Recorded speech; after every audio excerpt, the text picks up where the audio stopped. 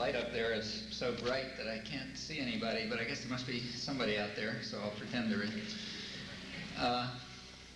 In any system of governance, a major problem is to secure obedience, whether this is done by fear, by deception, by diversion, or by some other means.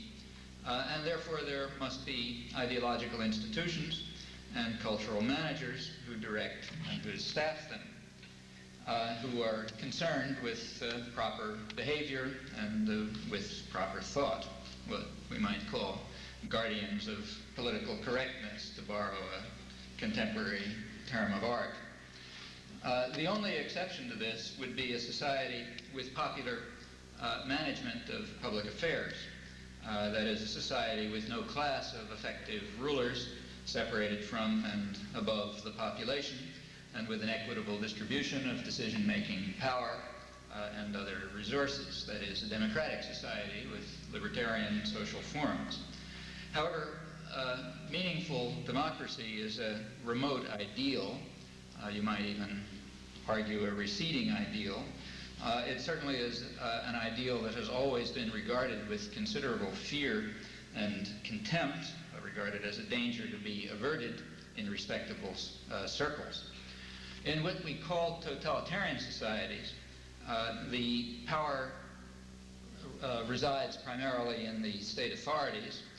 The rulers maintain order largely by force or the threat of force. The ideological institutions follow state orders. The commissars do likewise. That's, of course, only a limiting case, approximated in one or another respect in certain societies. The Soviet Union, until recently, was a striking example. In what are called democratic societies, power, in fact, resides largely in a state-corporate nexus.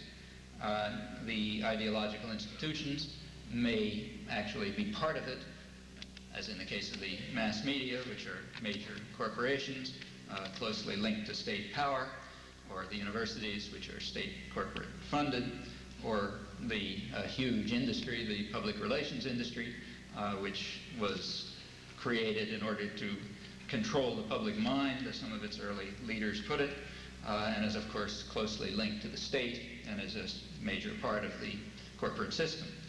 The cultural managers either form part of the system or adapt themselves to it, or are constrained in one or another way by the limits that it imposes.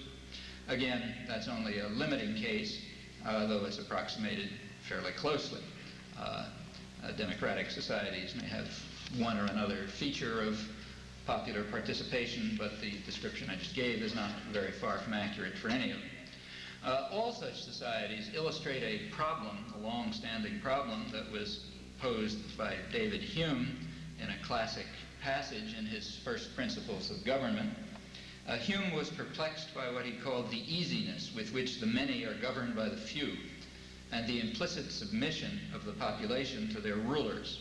And he asked by what means this wonder is brought about, given the fact that force is always on the side of the governed if they only choose to exercise it. Well, Hume concluded that the governors have nothing to support them but opinion. And going on, 'tis therefore on opinion only that government is founded, and this maxim extends to the most despotic and most military governments, as well as to the most free and the most popular. That's Hume's maxim. Actually, history and logic suggest an emendation, modification of Hume's maxim. In fact, quite commonly, force is on the side of the rulers, not the governed. But as the capacity of the state to govern by force declines, then the reliance on control of opinion increases, which is quite a natural correlation, and I think it's one we find over the course of history. If that's the case, and I think it is, then Hume's maxim applies more properly to what he called the most free and most popular governments than it does to the more despotic and military governments.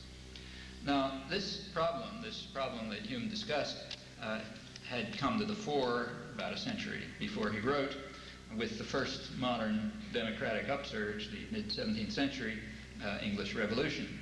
That was a time when radical Democrats preached seditious doctrine to the people and sought, with some success, to raise the rascal multitude against all men of best quality, as one contemporary observer put it.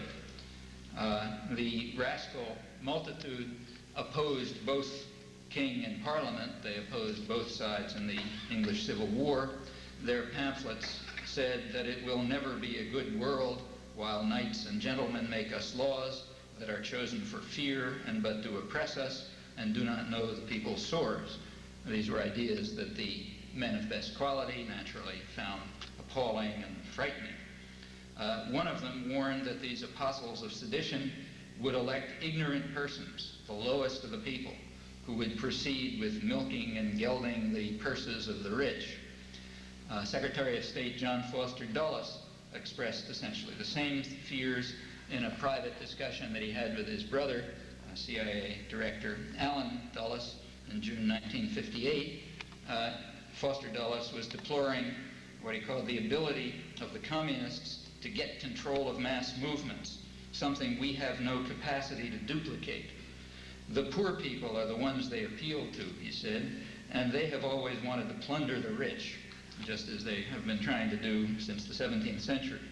And given our commitment to the reverse procedure, that is, that the rich should plunder the poor, we have to surrender the mass movements to the communists, and we have to turn to force to compensate for their unfair advantage, their capacity to appeal to the poor who are trying to plunder the rich. That's, of course, speaking now of the subject domains.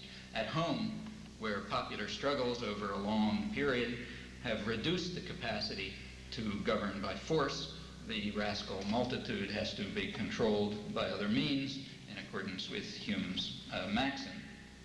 Well, the men of best quality have always understood these principles. There's never really been any serious disagreement about it, and that includes the more libertarian among them. So, for example, John Locke, who was a leading libertarian thinker, held that the general population should not be permitted even to discuss public affairs. When he wrote he was a civil servant, along with being a philosopher, who wrote constitutions for the colonies, and written into them were the requirement that discussion of public affairs was a criminal act. The public is not permitted to undertake them, and the reason is that the greatest part of the public cannot know, and therefore they must believe what they're told by their betters. The founding fathers of our republic held essentially the same view. Their maxim was that those who own the country ought to govern it. John Jay's formulation, widely accepted. In the modern period, there's a whole intellectual industry devoted to developing these ideas in the academic world, in the business world, and elsewhere. Some of the leading figures are quite interesting. For example, none is more interesting than Walter Lippmann, who was the dean of American journalists, highly revered for decades as a leading figure in the journalistic profession, and he was also a leading theorist, a leading democratic theorist, regarded as a spokesman for progressive democratic theory. His conception was that in a democracy, rule must be in the hands of what he called the responsible men, and they have to be protected from he said the public has to be marginalized. The public, in his words, must be put in its place so that we, the responsible men, may live free of the trampling and the roar of a bewildered herd, that is, the rascal multitude.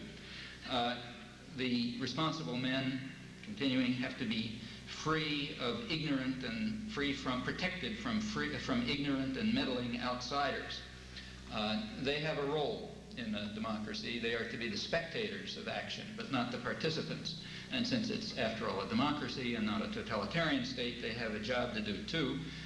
Every once in a while, they are permitted to lend their weight to one or another figure among the responsible men and say, well, we would like you to be our leader for a while, not you. That's called an election. But after that, they're supposed to go home and watch the tube or something like that. They can be spectators, perhaps, but nothing more. It's the responsible men, this tiny elite, who have the task in a democracy of reasoning, of analyzing, of judging, of learning about the facts, making decisions, and so on. They are the participants in action. The others are the spectators.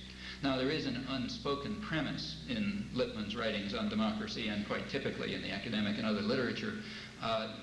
The unspoken premise is that there's a reason why certain people with certain ideas are selected to be among the responsible men who are the participants in action. It's not that they have better genes or are smarter or anything like that. It's that they perform a service for those who have real power.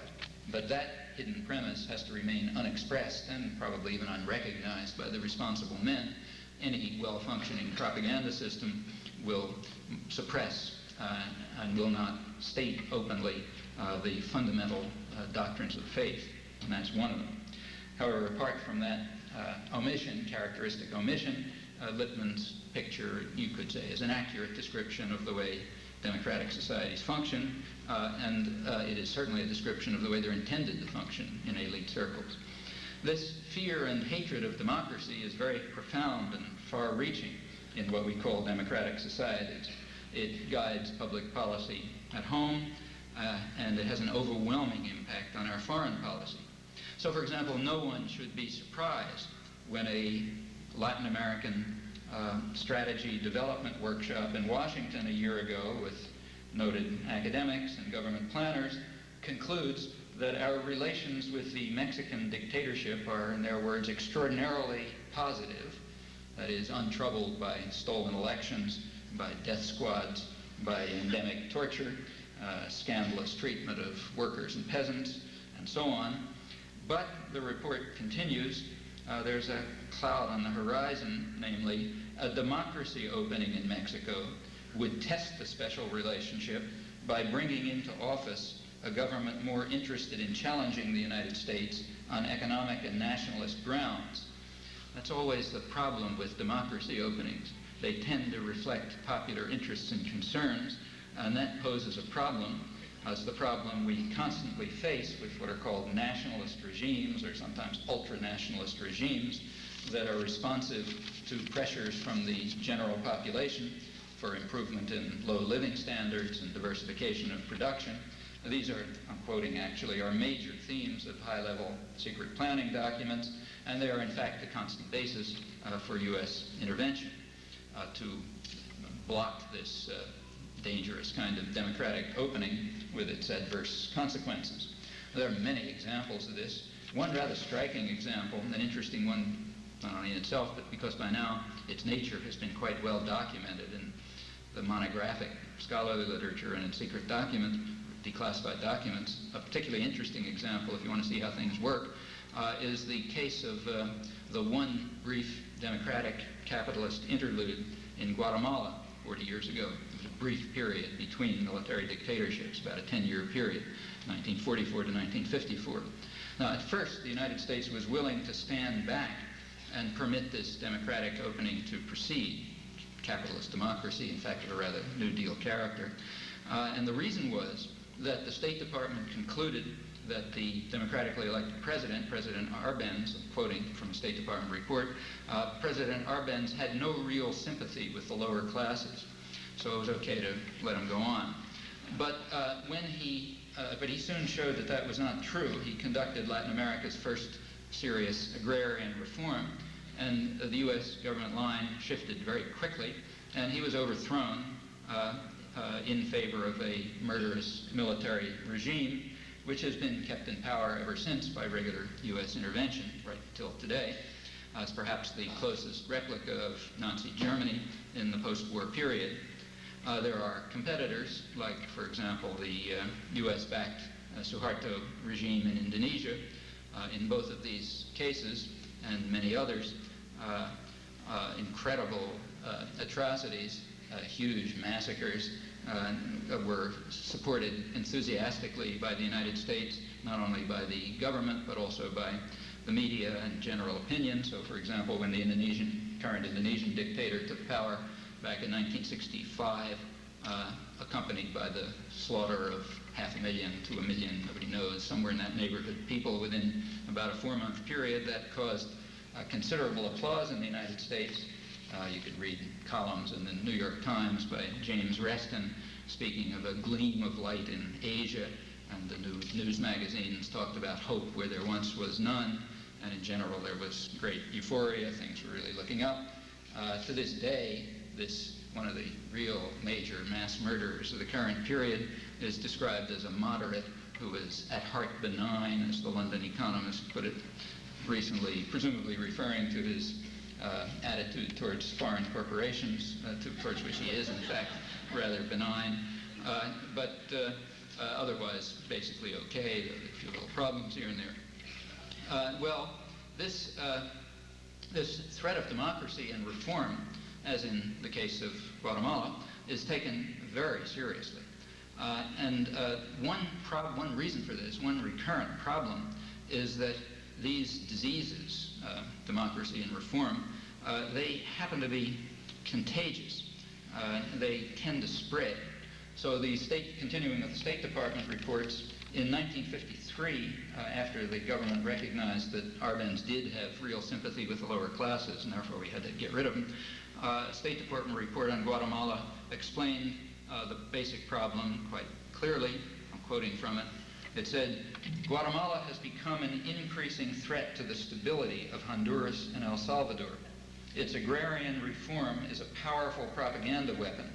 Its broad social program of aiding the workers and peasants in a victorious struggle against the upper classes and large foreign enterprises has a strong appeal to the populations of Central American neighbors where similar conditions prevail." Now, notice the rhetoric. All of these programs of broad social reform and democratization are a threat to stability, that is, to the security of the upper classes and large foreign enterprises. That's the meaning of stability in politically correct discourse, standard usage. So remember it, I'll come back to it. Stability is defined as security for the upper classes and large foreign enterprises. And in fact, it's true. The Guatemalan program was a threat to stability. It tended to inspire similar ideas in Honduras and El Salvador. Well, because of the threat to stability, the virus had to be destroyed by violence, since there was no other way to keep the virus from spreading, to keep the poor from trying to plunder the rich. And the same was true just in the last couple of decades, when the Latin American bishops joined this criminal conspiracy to plunder the rich by adopting what they called the preferential option for the poor in the 60s and the 1970s, and began to arouse the rascal multitude to take control of their own affairs. Predictably, this aroused a very harsh response from the master of the hemisphere, leaving the region ravaged, possibly beyond recovery, littered with hundreds of thousands of corpses, many of them first tortured and mutilated to teach lessons in obedience to others. This is absolutely characteristic. The same was true, to take a major case. The reaction was exactly the same in 1917, at the time of the Bolshevik Revolution. Tsarist Russia was essentially what we nowadays call a third world country. A very poor third world country, had industrial development, but largely foreign owned. Happened to be a third world country with a big military force, one that it had had for centuries, so not like Grenada, say, in that respect, but in other ways part of the third world. And the reaction to the Bolshevik Revolution was exactly the same as the reaction to what was happening in Guatemala. It was a virus which had to be extirpated because it was giving people the wrong ideas. President Woodrow Wilson and his Secretary of State, Robert Lansing, spoke about it in very much the kinds of terms I've just been quoting. They were afraid that the Bolsheviks would inspire others to put power in the hands of the poor and ignorant people who were trying to plunder the rich. The president was concerned that already Negro laundresses in the United States were asking why their mistresses deserved the money more than they did. And soldiers coming back were asking why they shouldn't have workers' councils like the ones that were being developed in Russia. All sorts of horrible problems were happening, therefore it was necessary for the Western power to invade in defense. And to this day, leading diplomatic historians describe the Western intervention in the Soviet Union right after the revolution as defensive. So John Lewis Gaddis, who's one of the leading contemporary diplomatic historians in an important recent book, says that the Western intervention in Russia after the revolution was justified as a defensive intervention against the potential danger that the potential challenge that the revolution was posing to the capitalist system, to the capitalist order in the West, because they were a virus that might be contagious and that others might, providing a model that might inspire others. It's only right and proper for the West to send in military forces to extirpate this danger. I presume you didn't say so, but presumably it was also justified to use poison gas, as the British did in the intervention. This is right after World War I, when the use of poison gas is like the nuclear weapons, like nuclear weapons after the Second World War, the ultimate horror. Presumably the same thinking would have justified the use of poison gas by the British against what Winston Churchill called uncivilized tribesmen, referring to Kurds and Afghans in what is now Iraq, in order to tame the rascal multitudes there. Now, the reasoning is essentially the same, whether it's a huge, powerful third world country like Russia, or a tiny speck in the Caribbean like, say, Grenada, or Guatemala, or Nicaragua, or whatever, huge or tiny. These things are viruses pursuing an independent course that might inspire others and might provide a challenge to stability, that is, the welfare of the upper classes and the large foreign enterprises, as the State Department puts it, and therefore in defense, we are justified in intervening to overthrow them. In the case of Grenada, a tiny little country, you can do it in a weekend. In the case of a big, powerful one like the Soviet Union, it may take 70 years. And all sorts of measures can be used. In fact, a substantial element, not the whole thing, of course, but a substantial element of the Cold War can quite realistically be understood in these terms, viewing it as a kind of a overgrown North-South conflict. Some of you may recall from a few years ago when one of the government media propaganda coups attributing to the sandinistas in Nicaragua what the president called a revolution without borders. Well, it happened to be these dangerous sandinistas were carrying out a revolution without borders. They were going to sweep into Texas and so on. It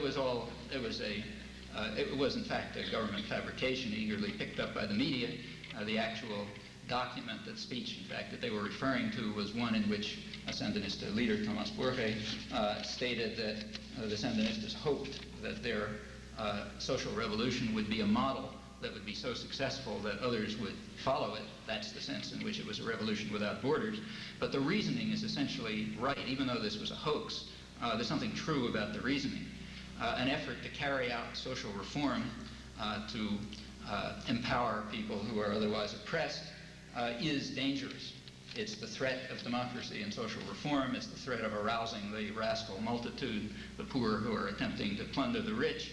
Even more dangerous if it looks as though it might succeed. That makes it more dangerous because then the virus may spread even further. And that justifies the most savage and violent response, always, of course, in self-defense. That's a substantial part of contemporary history, and one should understand it if you want to know how the word is working. Well, turning back to Central America, here in the United States, the violent destruction of the hopes for democracy and social reform that began to develop there in the 1970s, very much inspired by the bishop's move toward the preferential option for the poor. In the United States, all of this is described as a grand victory for democracy. And that description is not false, although it does require a little bit of translation into English. In general, the terms of political discourse tend to have two meanings. First of all, their dictionary meaning. And secondly, there's what we might call the politically correct meaning. That is the meaning that's used for thought control. So, for example, and in fact, it often turns out that people who don't understand these norms, who interpret the terms of political discourse as if they're being used in their dictionary meaning, you can get quite confused. It's necessary to have a little instruction to figure out how to work your way through this. For example, you might take a look at the newspaper these days and read about how the United States is conducting something called a peace process in Middle East diplomacy. And if you see that, you might be misled into believing that the reference in the use of the word peace process is to efforts to bring about peace. But that's only the irrelevant dictionary meaning. The real meaning, the politically correct meaning of peace process is quite different. It refers to whatever the United States is doing. Now, if it happens that what the United States is doing is laboring to prevent efforts to bring about peace, as in fact the United States has been doing for the past 20 years, then that effort to veto and block efforts to bring about peace, that's the peace process. And if the United States happens to be opposing peace and diplomacy in international isolation, as has always also been the case in the past 20 years, then that just means that the world is out of step. It's opposed to the peace process. These attempts on the part of the international community, even if they're close to unanimous, as they have been in this case, to bring about peaceful diplomatic settlement, that's opposition to the peace process, where the peace process refers to the veto, the U.S. veto of these efforts to achieve peace. Actually, it's all quite simple once you understand the rules of political correctness. It takes a little time to figure it out, but once you got it straight, you can translate almost anything from politically correct discourse into English and then see what's being talked about. The same is true of stability. As I mentioned, in the dictionary, there's a dictionary definition. You look it up and you find out what that is. But then there's a politically correct meaning of discourse, namely of stability, namely the one that I quoted from the State Department. Stability means security for the upper classes and large foreign enterprises. And once you understand that, then you can understand what you read in the political science literature. So, for example, James Chase, the editor of Foreign Affairs, actually in a critical discussion of the realpolitik of the Nixon-Kissinger administration, he writes that I'm quoting now, Nixon-Kissinger destabilized a freely elected government in Chile because they were determined to seek stability in the region. Now, if you're confused by the dictionary meaning of words, if you're really naive about these things, you might see a contradiction there. I mean, how can you destabilize a country in an effort to achieve stability? But once you understand that stability means security for the upper classes and foreign enterprises, then it makes perfect sense. You can certainly destabilize and overthrow a freely elected government in order to seek security for the upper classes and foreign enterprises. And then the moves to destabilize a freely elected government to seek stability, you've resolved the contradiction. And that's the trick you have to use quite frequently when you're reading productions in the doctrinal system. And the same is true of democracy. So there is a dictionary meaning. In the dictionary meaning, a society is democratic to the extent that it provides meaningful mechanisms, actual mechanisms that will allow for meaningful participation of the public in management of their own affairs. But again, that's only the dictionary meaning. There's also a politically correct meaning, and that's quite different. In the politically correct meaning, the system is democratic to the extent that it provides, it places governance in the hands of business and landowner and military elements, which are linked to the U.S. state corporate nexus. And insofar as what Lippmann called the bewildered herd, the meddling outsiders, are reduced to their proper role of spectators, not participants, or if it's a third world country, often corpses, not participants. You'll notice that stability and democracy are very closely related notions in standard newspeak and politically correct discourse. And in the newspeak, the politically correct sense of the term, the United States is itself a very well-functioning democracy. Those who own the country do in fact govern it as intended with very little challenge. And the same concepts apply in the third world, in the subject domains. So, for example, quoting now, Honduras is an inspiring example of the democratic promise that is spreading throughout the Americas. That's quoting George Bush, right after the 1989 elections there. And the same themes were trumpeted constantly in the media, in the journals of opinion, even in academic studies. The cultural managers are again right if we do the proper translation. That is, if we understand the concept democracy in terms of the criteria of PC, of political correctness. In that sense, yes, it's true that those elections were an inspiring example of the democratic promise that is spreading through the Americas. And you can see why when you look at the actual elections. There were two candidates, so it was an election. One of them was a wealthy landowner, the other was a wealthy industrialist. They had the same programs, or to be more accurate, they had essentially no programs. So therefore there was no debate or discussion in the election. It was mostly spectacle and mud throwing and so on, rather similar to another election in the hemisphere that was going on about the same time. The real rulers remained the military, closely linked to U.S. power. There was plenty of security for the upper classes and the wealthy enterprises, so stability was preserved. In the decade of democracy in Honduras, this inspiring example, the extreme poverty of the mass of the population had vastly increased, foreign debt increased, the ownership of the country by these foreign enterprises and the wealthy classes increased, so stability increased. As the election approached, terror, which is by no means at the level of the U.S. client states of El Salvador and Guatemala. I mean, they're not death squad states, Honduras, but it's significant. Terror increased. Bodies of labor leaders and political leaders were found mutilated by the roadsides. But the level of terror never reached a high enough point so that it really became disturbing at home. And consequently, it's all an inspiring example of the democratic promise that's spreading through the hemisphere in the PC sense of democracy. In fact, it's all rather like the United States, except for the terror, which is not used at home, at least not used against privileged sectors, for the reasons I've mentioned. Well, let's return to Hume's maxim. And I suggested an emendation as the capacity to use force in some society declines, as the rascal multitude can no longer be controlled adequately by force, the reliance on thought control increases. And that leads to the kind of system in which we live, and it's a system that's fairly fragile. It can collapse very easily. There's always the danger that even a slight loss of control could get out of hand, and hence such slight losses of control evoke great fear.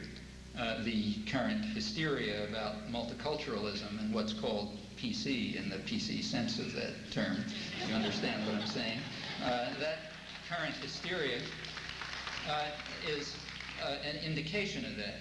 It means that it's another indication of the fact that even very small and marginal challenges to the rigid standards of real PC that dominate the system, even those are too dangerous to tolerate. Very much the same was true in the 1960s. In the 1960s, there were the beginnings of challenges to and questions to authority and hierarchy. And that led to absolutely frantic cries about libraries being burned all over the country and universities being wrecked, and about the need to, I'm quoting, to squeeze the pus out of the universities. That was a reference to black students. Happened to be quoting from British Journal Encounter, but there was a good deal of material very much like that. Again, the hysteria was understandable. There were challenges to authority. Students were asking questions. They weren't just taking notes. And that quickly amplifies to libraries being burned and the need to squeeze the pus out of the universities when you're in control of a system that really is very fragile. In the 1970s, after the pus had been squeezed out of the universities, it was thought, the Trilateral Commission, this international commission of more or less liberal corporate elites from the three major power centers, Japan, Europe, and the United States. This is the liberal sector of the international corporate elite. It's the group that was around Jimmy Carter. They came out with a really important book for anybody who wants to understand the PC sense of democracy, the operative sense. It's called The Crisis of Democracy. These leading figures from these three major centers were deeply concerned about the crisis of democracy that had developed in the 1960s. The crisis of democracy was that democracy in the dictionary sense was increasing, and therefore democracy in the PC sense was threatened. What they pointed out was that in all of these three power centers, massive parts of the population, large parts of the population that had previously been marginalized and apathetic, were entering the political arena and pressing for their demands. I mean, ethnic minorities, women, young people, all these groups that are called special interests these days, another term of art that refers to the general population. The special interests were beginning to press for their demands, and that's dangerous because that threatens stability. That is the security of the upper classes and, in this case, domestic enterprises. And that's dangerous. They were also concerned that and they suggested, what they advocated was what they call more moderation in democracy. That means return back into your holes and become spectators, not participants in action, so that the crisis of democracy will be overcome. Again, a naive person reading all this material might be confused. It sounds like kind of internal contradictions. How can democracy be threatened when ordinary people are beginning to try to find a way to manage and participate in controlling their own affairs? It sounds contradictory, but that's only if you're naive. If you understand how it works, you understand how to translate properly, then, as in the other cases I mentioned, no contradiction at all, falls into place. The stability of the society was, in fact, being threatened by these attempts on the parts of previously apathetic sectors of the population, previously marginalized sectors, essentially the whole population, to participate in some meaningful way. The American rapporteur, the person who presented the American position, a Harvard government professor, spoke rather nostalgically in his presentation about the good old days when Truman had been able to run the country with the aid of a small group of Wall Street lawyers and financiers. In those days, there was no threat to stability and no crisis of democracy, but these problems in the 60s were causing the difficulties that had to be dealt with. In particular, the media, they claimed, were too adversarial, threat to democracy.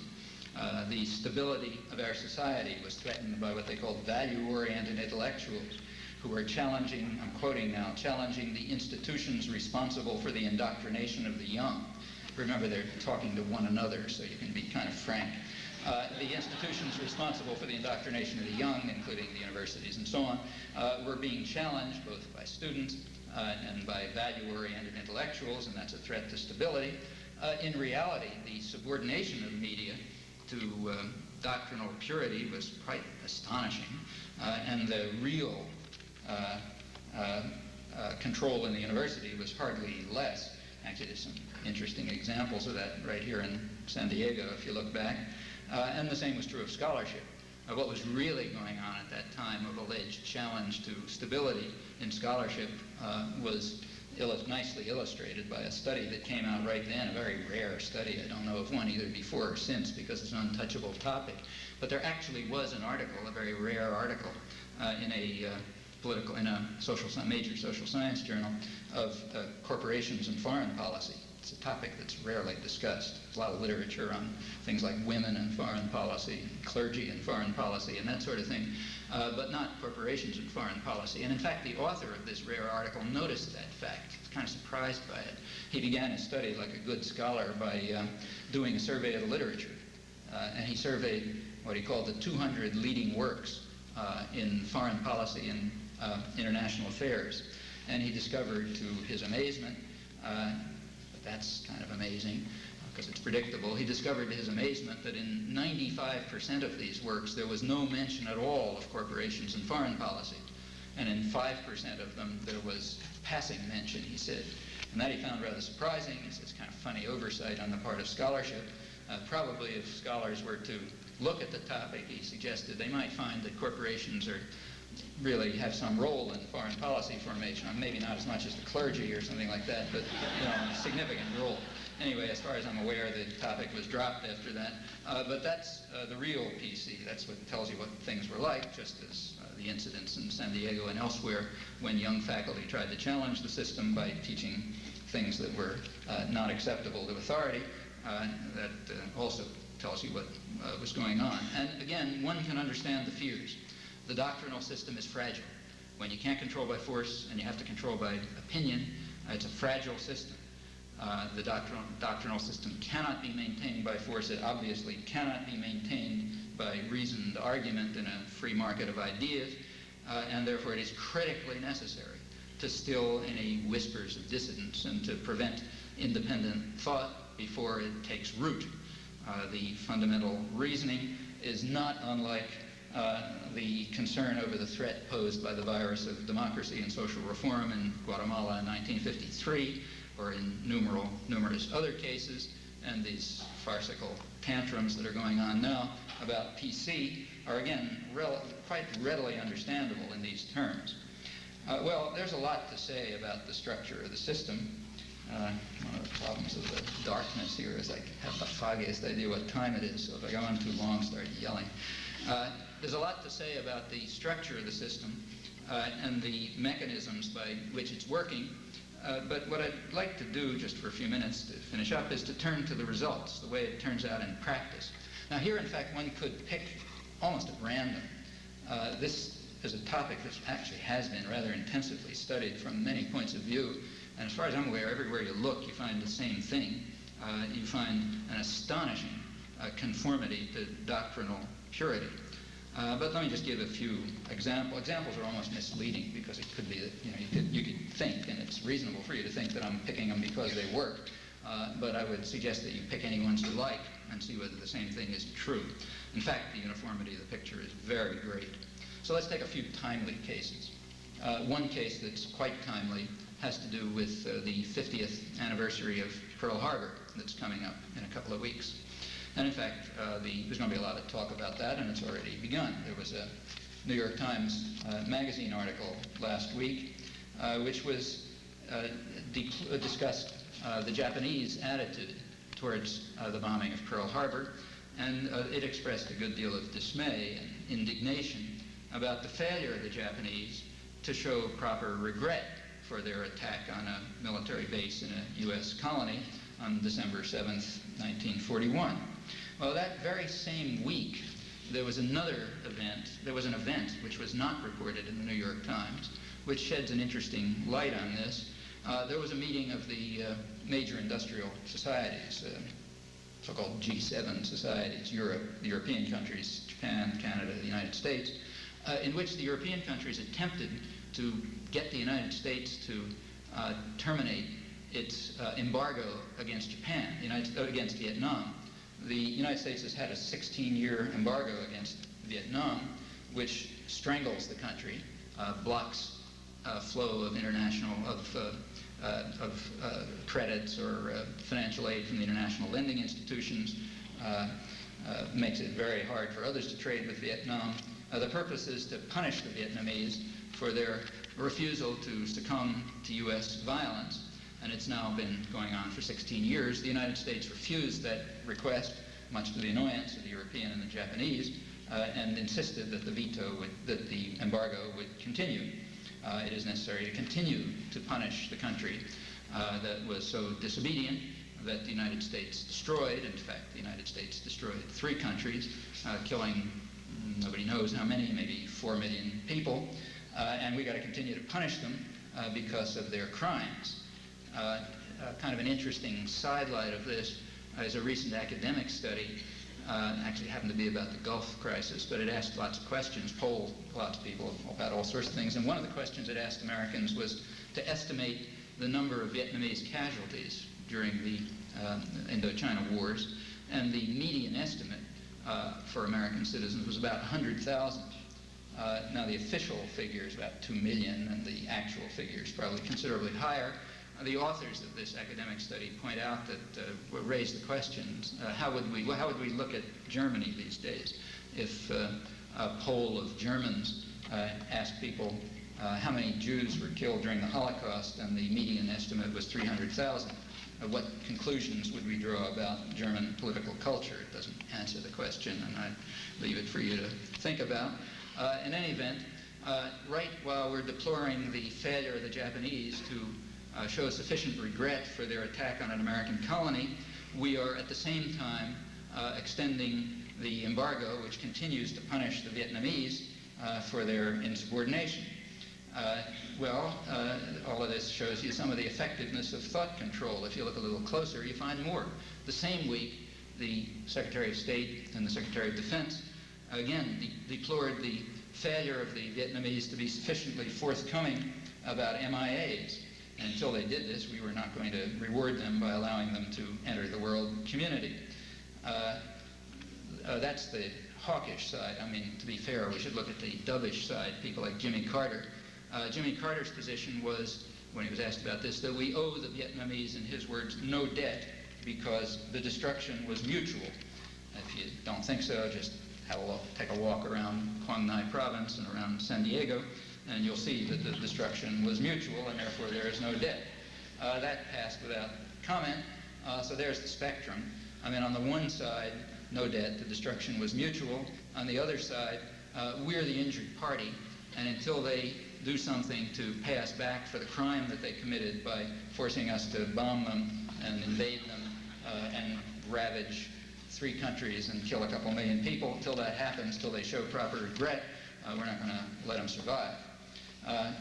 Agent Orange is quite properly a big issue in the United States. What about the veterans who suffered from the use of chemical poisons in the chemical warfare that the U.S. conducted? Real problem, and it's proper. It should be a problem. It's not properly dealt with. It's much more of a problem than the actual efforts to deal with it. But strikingly missing from the concern over Agent Orange is the effect on people who were the real victims of chemical warfare at a level vastly beyond that of American soldiers. And you can find out about them if you read the foreign press or occasional reports of medical relief meetings. You can discover that people go through Saigon hospitals and find the rows of deformed fetuses and hideously deformed infants usually die right off, still lingering and substantial effects. Nobody knows how many, maybe hundreds of thousands, of the effects of U.S. chemical warfare. But that doesn't mean anything. There's nothing for us to regret there. We are the injured party. And the reason we're the injured party is that we were fighting a war of defense when we invaded Indochina. As the liberals put it, Adlai Stevenson, liberal hero, we were fighting against internal aggression in Indochina. That's another politically correct term. Internal aggression takes place in a country if the people of that country defend themselves against our attack. That's internal aggression. So it's the 50th anniversary of Pearl Harbor's coming up, and so is the 30th anniversary, in fact we're right there, of the beginnings of the U.S. invasion, direct invasion of South Vietnam. 30 years ago, John F. Kennedy sent the U.S. Air Force to attack South Vietnam, not a military base in a colony of South Vietnam, but South Vietnam itself. This was an effort to drive, part of a general effort to drive several million people into concentration camps called strategic hamlets, with the purpose of separating them from the indigenous guerrillas who we conceded, government conceded, they were willingly supporting.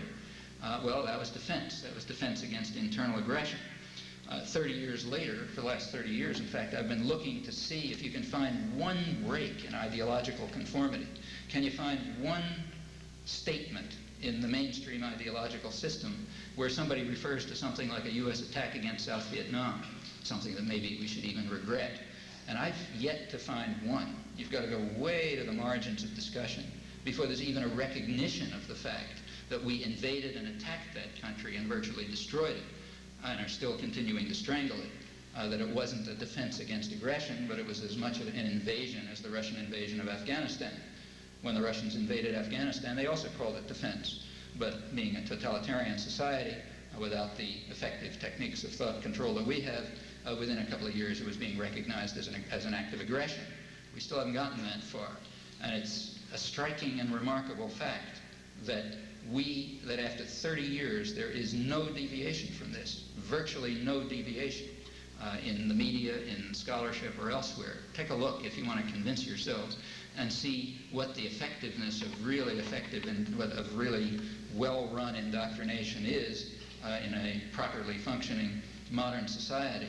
Just to give one final example, a few weeks ago there was a review in the New York Times Book Review of a book by an American journalist about a Vietnamese collaborator, a man who had collaborated with the French when they sought to reconquer their former colony, and then when they failed and the U.S. took it over, collaborated with the Americans. And of course he's presented as a great hero because he was collaborating with the French and then collaborating with the Americans as the two Western powers tried to reconquer the former colony. More interesting, however, was the description of his great achievements in working with the French and American invaders. In connection with the United States, just at the time when the U.S. direct invasion began in around 1961, 62, and something like that was after about 6 years of terror in which maybe 100,000 Vietnamese, South Vietnamese were killed, or 80, 90,000 were killed. It was at a time when the U.S. everyone conceded, there was no debate within the U.S. government or elsewhere, that the U.S. had failed to put together, to find and impose a client regime which could begin to compete politically with the hated indigenous South Vietnamese enemy, the so-called Viet Cong. At this point, our heroic collaborator, according to the book and the review, devised the brilliant idea of putting together death squads, assassination squads, which would carry out what the book calls counter-terror missions. Counter-terror missions means that these death squads run by the U.S. would go out and kill civilian officials of the indigenous enemy, which we agreed had a civilian structure that we couldn't duplicate. That's counter-terror, not terror, because we're conducting it. That's another politically correct term. Now, in fact, all of this proceeds with no challenge. That's what's interesting. I mean, you'd expect it. You might expect some of you to find things like this, but to see them proceed with no challenge, no flicker of an eyelid that maybe something's odd here, that's interesting. It's the kind of achievement that could not typically be duplicated in a totalitarian state, actually lending some force to, considerable force to Hume's maxim. Well, let me finish up by just taking a couple of the events of the past year, again, timely, and a few of the major domestic and foreign policy issues, which are, of course, closely interrelated, and see where they fit into this pattern. And it's, I think, a very pervasive one. On the domestic scene, there is a major issue. That's the issue that's been around for a long time. The issue is the further unraveling of American society under the impact of the Reagan-Bush domestic social and economic programs, which had a very definite purpose and character, namely to help the rich plunder the poor, to transfer resources from the poor to the rich.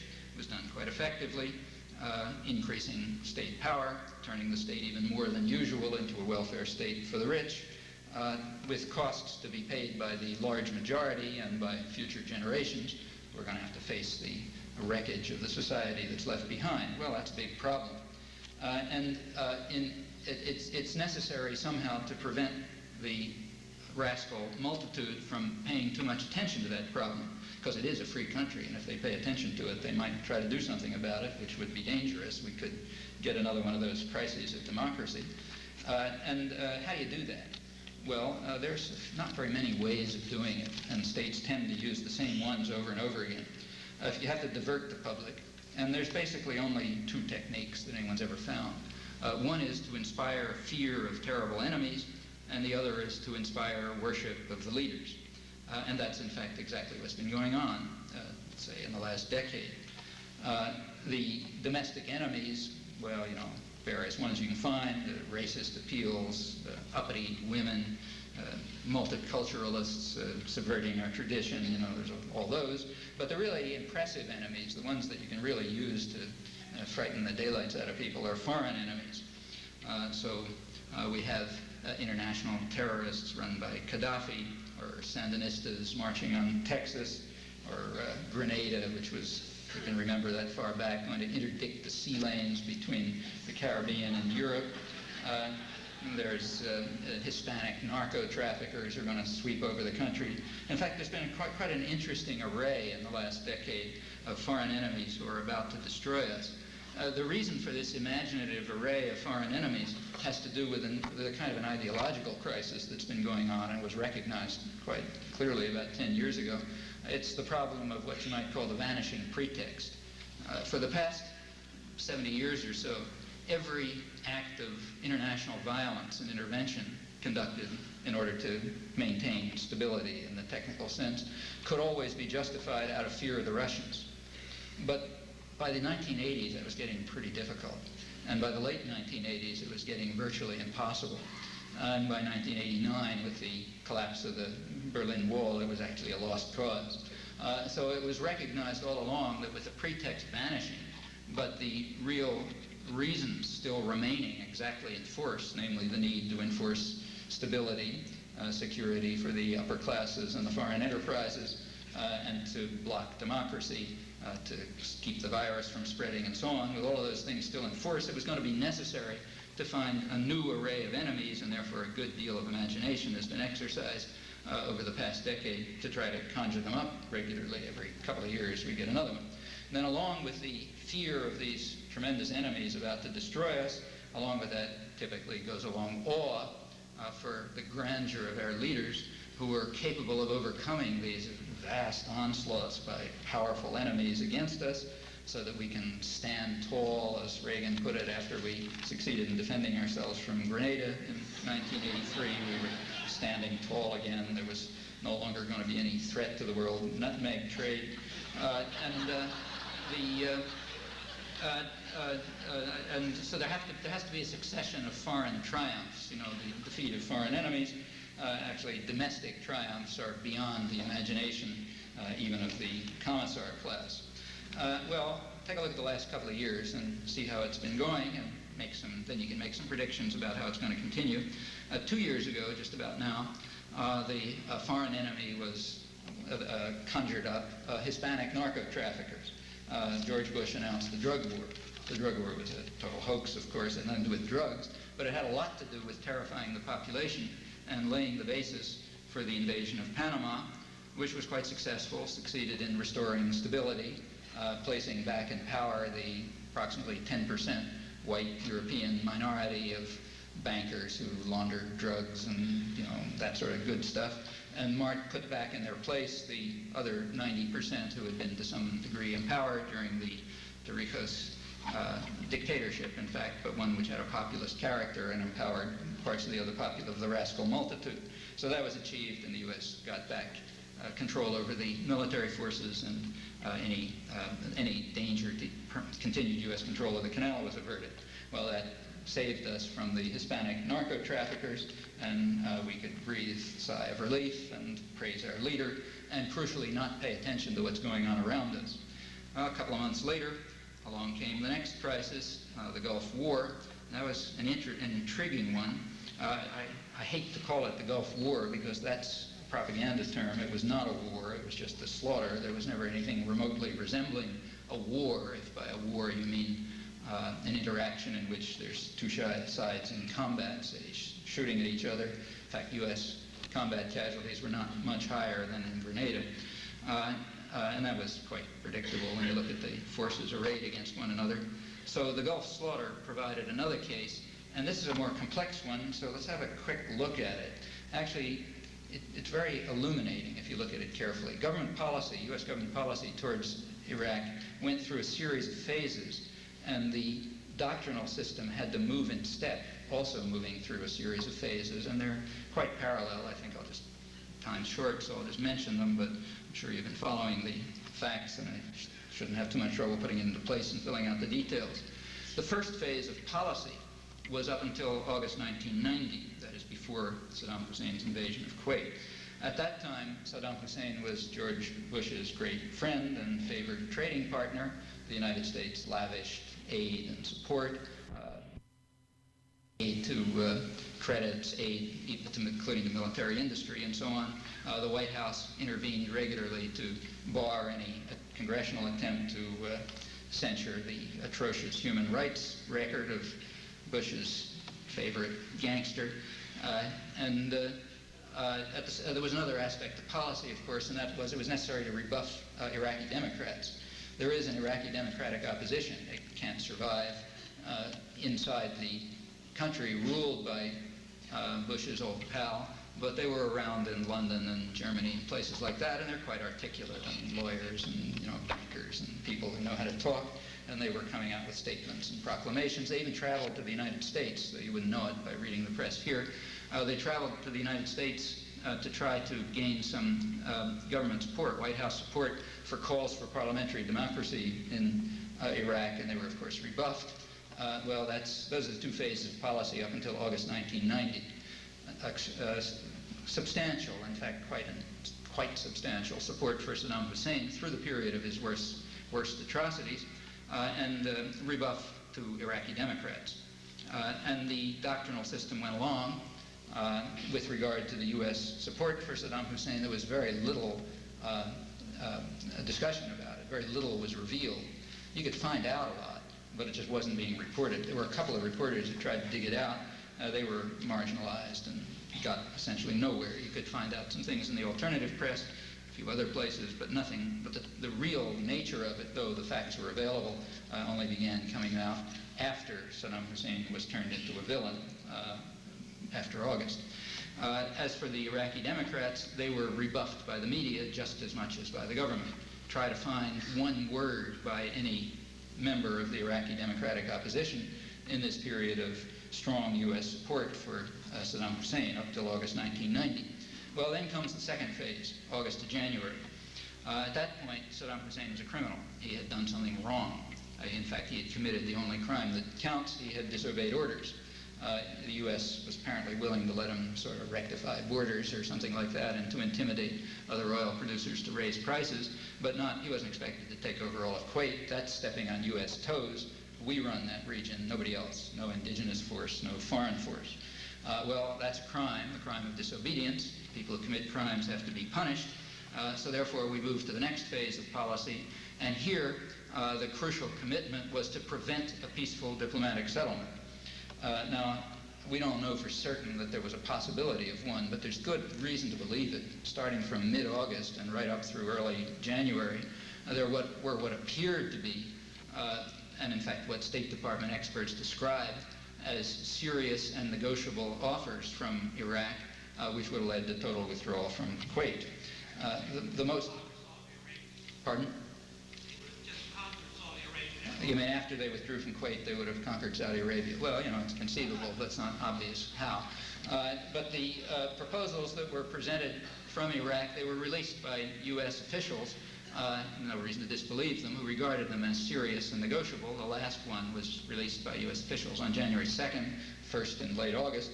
The last one called for total Iraqi withdrawal from Kuwait in the context of a conference on regional issues, including the Arab-Israeli issue.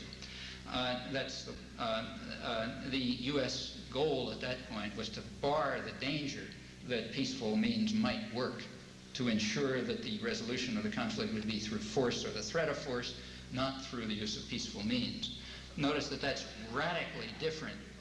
You can raise questions later and we'll talk about it. Just notice that that's radically different than the position that the U.S. typically takes on acts of aggression.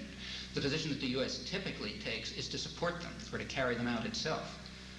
That's why the U.S. is far in the lead at the UN Security Council in vetoing resolutions in the last 20 years on issues such as aggression, annexation, major human rights violations, and so on. So, for example, at the time of the U.S. invasion of Panama just a few months earlier, the U.S. had to veto 2 Security Council resolutions condemning the invasion.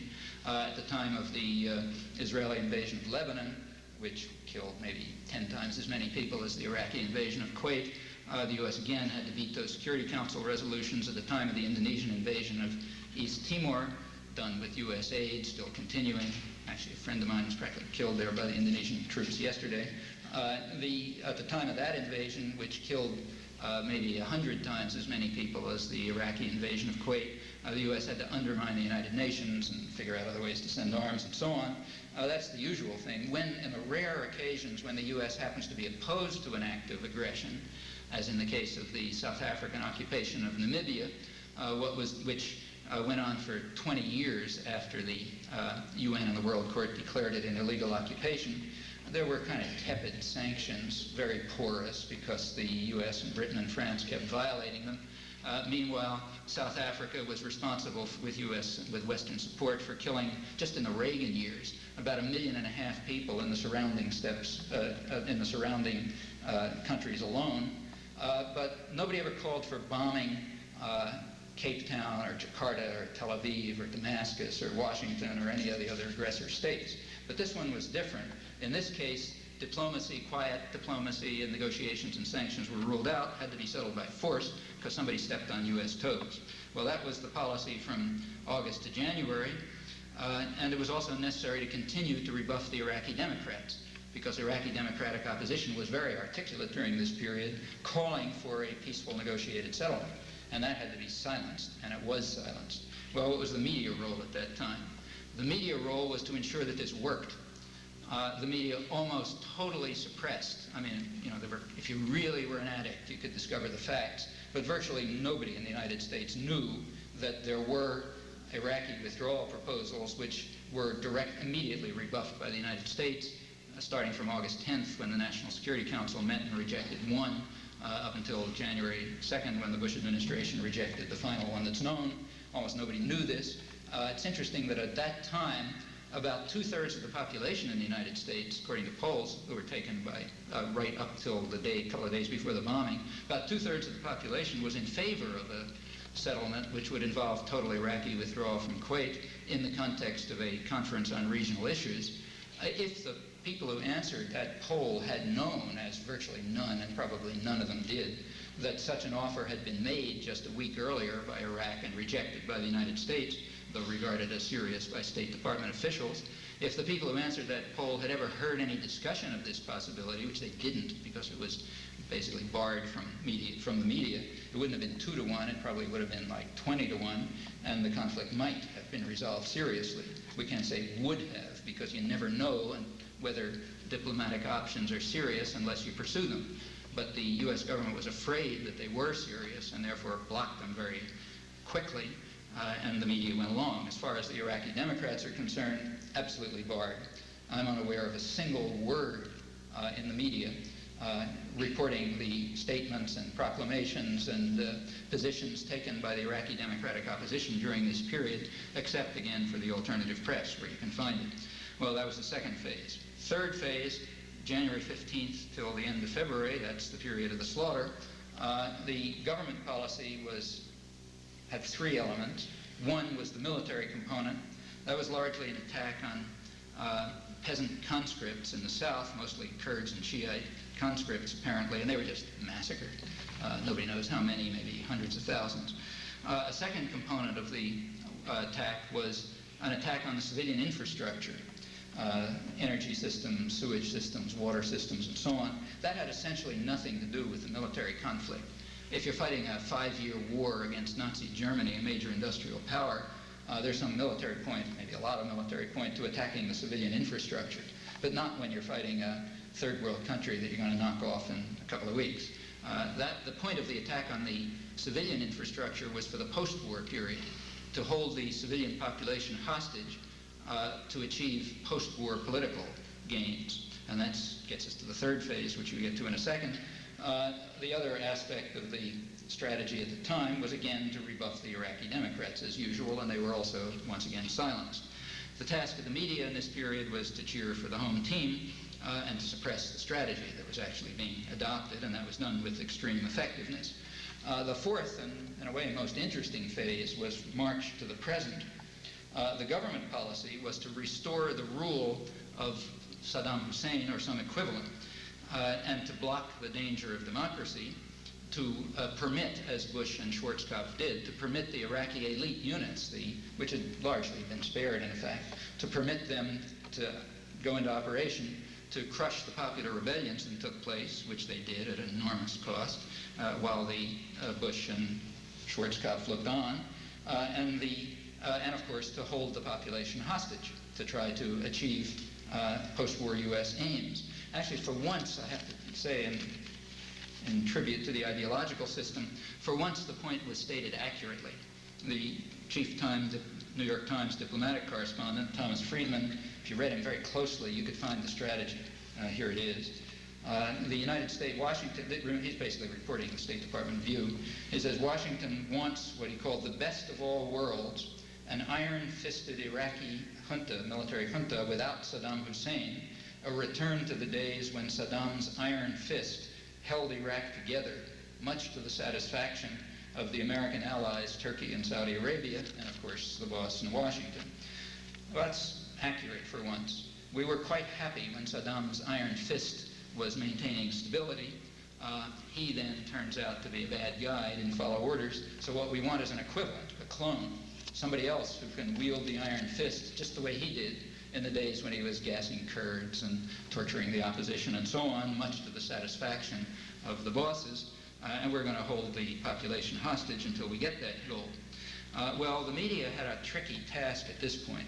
They have to laud the nobility of our intentions, and our moral principles, which are, of course, beyond anything known in history, and at the same time, they have to somehow give a justification to what they see going on around them. Helicopter gunships and Republican Guard tanks massacring Shiites in the south and Kurds in the north, while Norman Schwarzkopf is giving interviews explaining how we grounded the helicopters and destroyed the Republican Guard. And Bush is looking on, maybe actually going fishing, which is what he was actually doing, but letting it all happen. And that's a kind of a tricky operation, but a way was found to achieve that too. It was done by evoking a new word, the word pragmatism.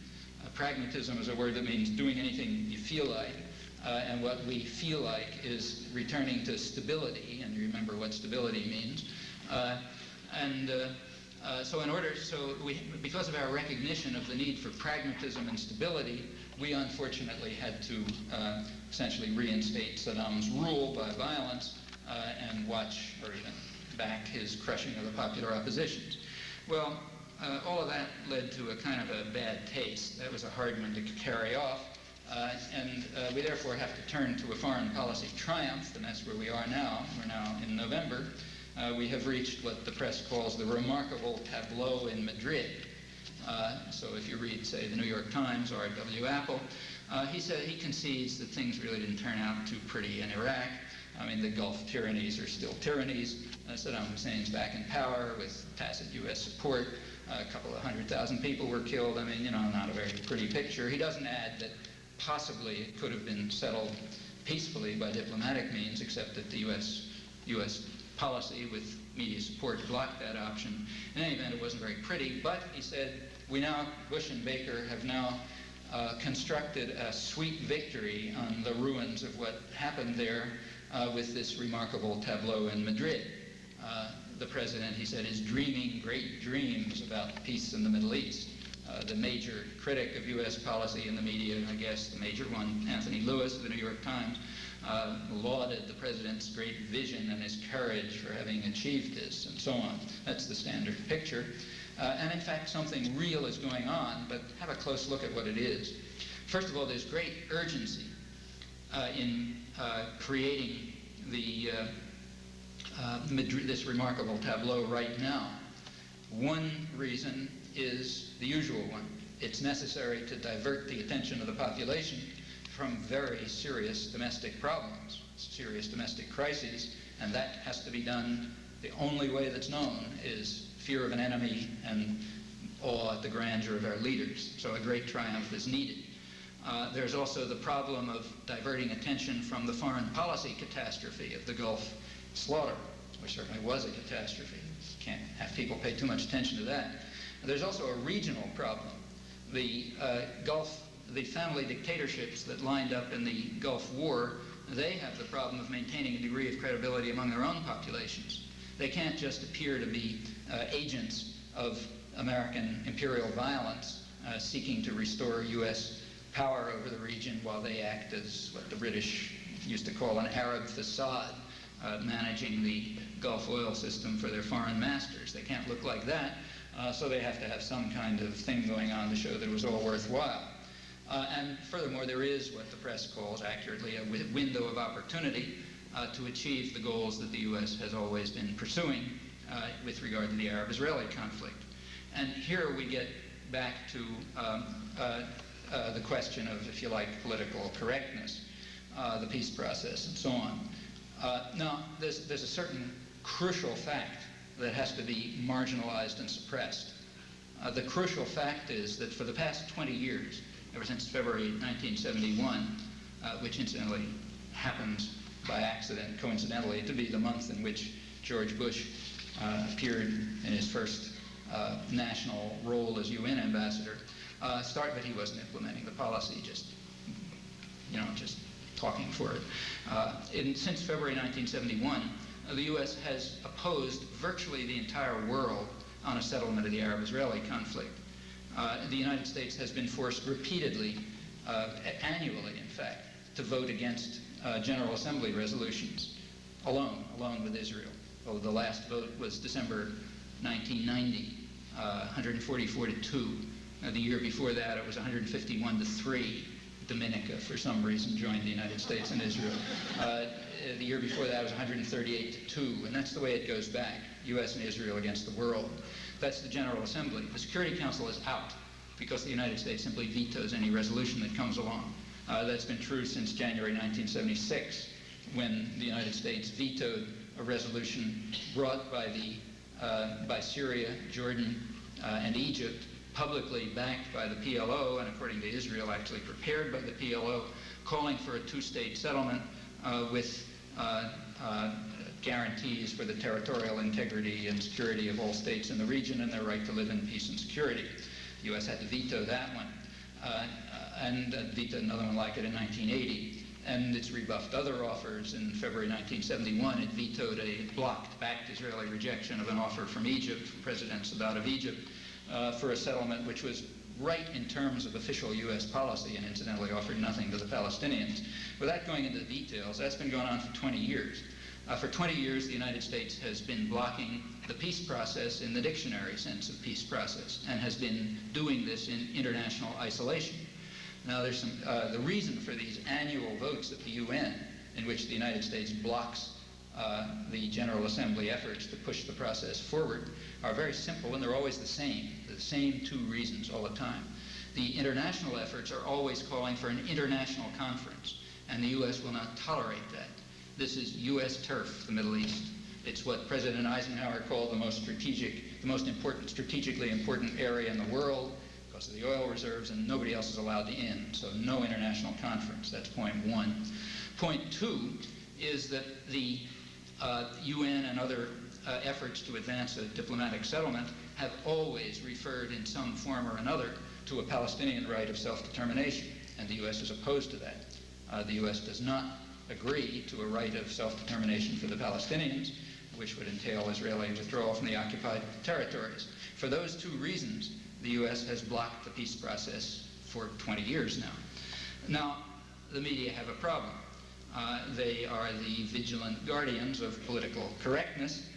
They have to convert this opposition to efforts to reach peace. They've got to convert that into the peace process. They've got to present the United States as an honest broker standing above the conflict, motivated by the highest goals, and so on and so forth.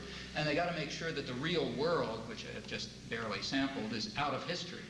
The rebuff of Sadat's Egypt's offer in 1971, the UN vetoes of the Security Council, the General Assembly votes, and so on, all out of history, along with all other facts that are unacceptable to U.S. power, including, incidentally, repeated initiatives from the PLO right through the 1980s, calling for negotiations with Israel leading to mutual recognition. All of that is politically unacceptable. And those facts are barred. Particularly effective in this has been the Times chief diplomatic correspondent, Thomas Friedman, who's shown particular ingenuity and dedication to the task of denying historical facts. There's ample documentation of this in print if some of you want to check it up. And he's an interesting case because he knows what he's doing. He's familiar with the area, and it's certainly conscious. These achievements, which there's no time to run through here, but there's plenty of documentation in print. These achievements now permit him to spin tales about what he calls the birth of a new pragmatism among the Palestinians, now raised another important notch through Baker's benign influence at Madrid. Until the Madrid conference, according to Friedman, both sides have hidden behind the argument that there is no one on the other side with whom to negotiate. Now that's what you might call time speak for the fact that the PLO has for years been calling on Israel to negotiate. It's been all over the Israeli press while Friedman was there. But since the U.S. and Israel reject that offer, claiming that they're not going to negotiate with anyone, Friedman and the New York Times just suppress the facts, as they've been doing effectively now for years. And so therefore, you can get the comment that I just made.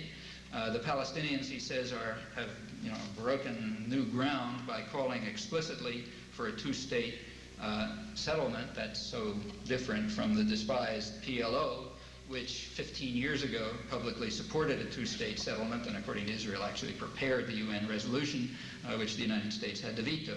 Well, there's a meaning to these shenanigans, which in fact are one of the more impressive achievements of modern propaganda.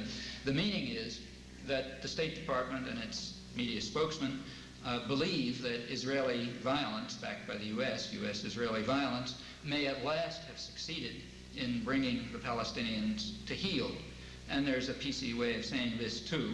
I'll quote the Times news columns, Clyde Haberman, the last 2 or 3 days. The great achievement of Madrid is the Palestinian self-adjustment to the real world. That is, Palestinian acceptance, I'm quoting, of a period of autonomy under continued Israeli domination, during which time Israel can continue with U.S. aid to build the facts of its permanent domination. Now, this willingness to follow U.S. orders at last, that is, to adapt to the real world, that willingness has tossed the negative stereotypes out the window. The Times news columns tell us. So here the Palestinians have finally self-adjusted to the real world. They're finally accepting U.S. orders. They finally abandoned a call for self-determination, and they're willing to live under continued Israeli domination, and that really impresses us. We thought all this time they were baboons hanging from the trees, but it turns out they're really nice folk who can follow orders, and that's tossed the negative stereotypes out the window. Now the world is marginalized. We have succeeded in a conference which is unilateral, no meddling outsiders. We do it our way, and blocking what has always been the issue, Palestinian self-determination. Well, final example. Let me finish up with the person who has, in fact, been the most outspoken critic of U.S. Middle East policy, Anthony Lewis. And you're going to have to follow this one closely. It's a little more complicated than some of these examples I was talking about before of destabilizing countries to achieve stability. In his most recent column, a couple days ago, Anthony Lewis offers a new proof of the brilliance of Bush-Baker diplomacy. This is part of the awe of the leaders that you have to have. He says their singular achievement at Madrid was quickly measured by an election in Gaza. Follow this closely. An election in Gaza in which moderates won a resounding victory over the fundamentalist extremists. And that, he says, sent the message that Palestinians are ready to negotiate, a message of profound significance to Israelis, telling the many doubters that there are reasonable Palestinians, people ready to make peace, people not so different from themselves. Now, in the past, he continues, the ordinary Palestinians with familiar aspirations for a decent life and a national identity were drowned out by Palestinian terrorists, and the Palestinian political leadership was reluctant to say plainly that it was ready to live in peace alongside of Israel. But now that the dread PLO is out of the game, and it's no longer feared, the moderates can raise their heads, as was shown by the Gaza elections, in which the PLO won 13 out of 16 seats contested. Well, I don't know if you followed that, but if you think that all of this stuff is English, you got a few problems. The problem is, here are these terrible PLO who go around terrorizing everyone, but now finally they're out of the picture thanks to Bush-Baker diplomacy, and we now have people who are sending Israelis the message, to repeat again, that Palestinians are ready to negotiate, that they're reasonable Palestinians, people just like themselves, namely the PLO, who won 13 out of 16 positions. Well, okay, I leave that to your next logic class to sort that one out. But in fact, the internal contradiction is very easily removed. All you have to do is return to the real world. if you're willing to do that. In the real world, the PLO has been calling for negotiations and a peaceful settlement with Israel for many years, certainly since 1976, while the United States and Israel have never countered with any reasonable people ready to make peace, as Lewis puts it, just as they do not today. The U.S. doesn't accept Palestinian self-determination, just as Israel does not. And in fact, though this is unstatable, it's a fact, and you find it all over the Israeli press, that Israel supported the fundamentalist extremists. That was part of their effort to fend off the PLO moderation that it's always feared. Well, that resolves the contradiction, but that's a solution that's unacceptable. In a well-run ideological system like ours, internal contradiction is far preferable to politically unacceptable reality. Well, these problems are going to persist. I don't think there's any reason to think that anything I've described is going to change. The domestic crisis is continuing, and it's unresolvable in present terms. If you look at government policies, there are no programs to deal with the domestic crisis, except maybe a little Band-Aid here and there, which makes sense from the point of view of the constituency that Washington is serving. They're doing just fine. And that being the case, it's quite predictable that there are going to be continued needs for some forms of diversion. Keep the public's attention off of it. Make sure that the rascal multitude doesn't rise up and try to do something to take their fate into their own hands. Well, that's the only way known so far, unless somebody's got a brainstorm, to deal with this problem, is enemies and awe of the leaders. Probably foreign enemies, foreign policy crises, great triumphs over defenseless enemies, lauding our leaders for their magnificence, just what we've been seeing for the last 10 years. And there are a lot of targets of opportunity. Cuba's an obvious one, maybe before the next election if the economic decline continues. The Middle East is going to offer ample opportunities. If people are concerned to counter this, that's going to require a willingness to undertake independent thought, not simply to repeat the doctrinal, the familiar doctrines handed out by the ideological system. It's going to require clearing away mountains of rubble that bury all the critical aspects of the social world and of the international order. These are huge tasks, but they're quite necessary ones if there's to be a future world in which a decent person would want to live. Thanks.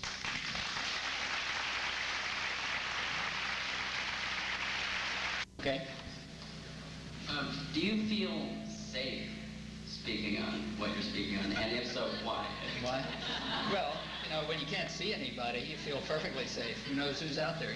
Yeah, sure. And the reason is because of the kind of society it is. There is a difference between totalitarian societies and formally democratic societies. This is a society where the security, where stability is maintained in the technical sense. That is security for the privileged sectors and major enterprises. And I happen to be part of the privileged sectors. Now, you know, people with privilege may not like what I say, but the privilege that they protect for themselves rubs off for people like us. You can't fine-tune things enough so that the state can intervene to punish some privileged people without being powerful enough to go after other privileged people. As a result, people with power and privilege will defend civil liberties for themselves and for others like them. And that's the way things work. It's, if you want to put it in a different way, which is not inaccurate, I mean, there's no such thing as a capitalist society. Such a society couldn't survive 3 days. But there are societies that are kind of closer to the capitalist end of the extreme. And the U.S. is sort of toward the capitalist end. And in a capitalist society, typically everything becomes a commodity. If it's a wealthy society, there's a lot of it around, and you can have as much as you can buy. So health care is a commodity. You got enough money, you can buy endless amounts. Freedom, it's a commodity. And if you've got enough, you know, you're part of the privileged sectors, you can buy quite a lot of it. And the people who benefit from that, they're going to protect that right. You know, they do not want a state powerful enough to interfere with privileged people. Result is that while the FBI can organize an assassination campaign against Black Panthers, it can't do it against, without anybody batting an eyelash, it can't do it against privileged whites. Okay, that's roughly the story. I mean, it's not that simple, but it's roughly the story. Yeah, with the Hume maximum of thought control in today's society, how are we, for example, when the electoral system is trivialized in the Democratic and Republican parties, going to get out different messages that aren't trivialized, like in California there's Peace and Freedom Party, Greens are trying to get on the ballot, now it's thinking about third party, and that's all trivialized in the media and through the way that the elections are rigged through the single-member districts and the gerrymandering. And how do we overcome that to bring a new light into it? Well, you try to create more crises of democracy. I mean, you look at what troubles people with power and privilege, and you try to trouble them more. What troubles them is popular participation, independent thought, organization and action. Read The Crisis of Democracy, and if you believe in democracy, do things to make the crisis worse. That is, to bring about more democracy. And that's happened. That's happened. I mean, these are, maybe things don't look too pretty to you now, but you should have seen what it was like 30 years ago. By comparison, the United States is a much freer and more civilized country than it was 30 years ago. You couldn't talk about things like this in public 30 years ago. Not because you get shot, but because nobody would understand the word you're saying, literally. And now people talk about things like this everywhere in the country. I mean, doesn't matter where it is, Like, I don't cut any corners any longer when I give talks. I say exactly what's on my mind. 30 years ago or 20 years ago or 15 years ago, I didn't, not because I was trying to dissemble, but because there's no point talking Greek to people who only understand Turkish, I mean, now everybody understands the same language, and there's sort of like a common moral and political universe over a pretty wide range. Well, that's an improvement. It's a big improvement. And it means that that this crisis of democracy was never overcome. In fact, it's extended. And the point is to extend it further. You can see plenty of examples. Well, let me just take one example from something I didn't discuss at all, but it's very striking. There's another anniversary coming up next year, as you all know, 1992, the 500th anniversary of, now you add what you think we're commemorating, okay? And I leave it to you to decide. There's a dispute about that. But what's interesting is there's a dispute about that. 30 years ago, there was no dispute about it. If the 500th anniversary had been in, say, 1962, it would have just been a celebration of the liberation of the hemisphere, from the couple of thousand, hunter-gatherers who were wandering around not knowing what to do. Well, now it's not going to be like that. Now at least there's a dispute. Now at least somebody kind of cares that, something not too pleasant about wiping out 80 million people or something like that. Maybe we got to think about it, like we don't have regrets, of course, nothing like that, but at least you think about it. Well, that's a big change, and the effect, that's when these people who are having the tantrums about PC go on, that's what they're worried about. They're worried about the fact that now there are a lot of people around who think, yeah, there is something to think about in the two worst acts of genocide in human history, both of which started about 500 years ago, the slaughter of the indigenous population of the Western Hemisphere and the slaughter of a good bit of the population of Africa, both closely correlated and related. And there are plenty of people around who think, well, there's something to think about there. That's the big PC problem, that's causing all the tantrums. One aspect of it, and that's a sign of civilization. Maybe not the educated sectors, which have their own tasks, but much of the population has become more civilized and more able to think about problems of justice and freedom, and that's a big step forward. So, if you want to know what to do, make it worse. Make the virus spread. Dr. Chomsky, what do you think George Herman Walker Bush means by the New World Order? Is it new? And does the Trilateral Commission have a role in this? Well, New World, if you read diplomatic history, you know exactly. A couple of weeks ago I was reading a book about about U.S. relations with Venezuela right after the Second World War. And the author, a good diplomatic historian, was talking about the New World Order that was being established in 1946. And in fact, there's constantly a New World Order being established, and it's always the same world order because the same guys are running it. Actually, there have been calls for a New World Order. So, for example, a couple of months before George Bush picked up the rhetoric for his war in the Gulf, a couple of months before that, a very important book came out And you can tell that it was important by the fact that it was never reviewed and never mentioned, which is the usual criterion. It's a book called The Challenge to the South. It's by the South Commission. There's a commission called the South Commission, organized by Julius Nyerere, the former president of Tanzania, which involves all sorts of planners and economists and others, including, quite across the spectrum, like the Indonesian Minister of Planning, that sort of thing, from the so-called South. South is the current euphemism for the colonies, the part of the world that's supposed to be subdued, that has a service function. And it's quite an interesting study. They talk about the tremendous catastrophe of capitalism in the last 10 years, which is really something. The domains of the capitalist West have just been wiped out in the last 10 years. It's been a huge catastrophe. They discuss it and they give a lot of details about it. And then they call at the end, after discussing a lot of possibilities, and it's quite informative, they end up by calling for a new world order. It's the phrase that they use, which would be based on principles of justice and concern for human needs and rights and so on. Well, that's one conception of a new world order. Then there's the conception that George Bush has in mind, or anybody he represents, and that's the same conception that they're imposing in the United States. You want to know what their conception of the world order is? Have a look around you, See what's happened in the United States in the past 10 years. That'll tell you. We got to have stability. We have to secure the welfare of the upper classes and the investors and the corporations and so on. That's the world order. And if other people are superfluous, well, they can die or go to jail or, become part of the mercenary army or something or other, shoot each other, whatever. That's the world order. And that's on the domestic side, and it generalizes to the whole world. What kind of a world order will come out depends on what the rascal multitude does around the world, as it always does.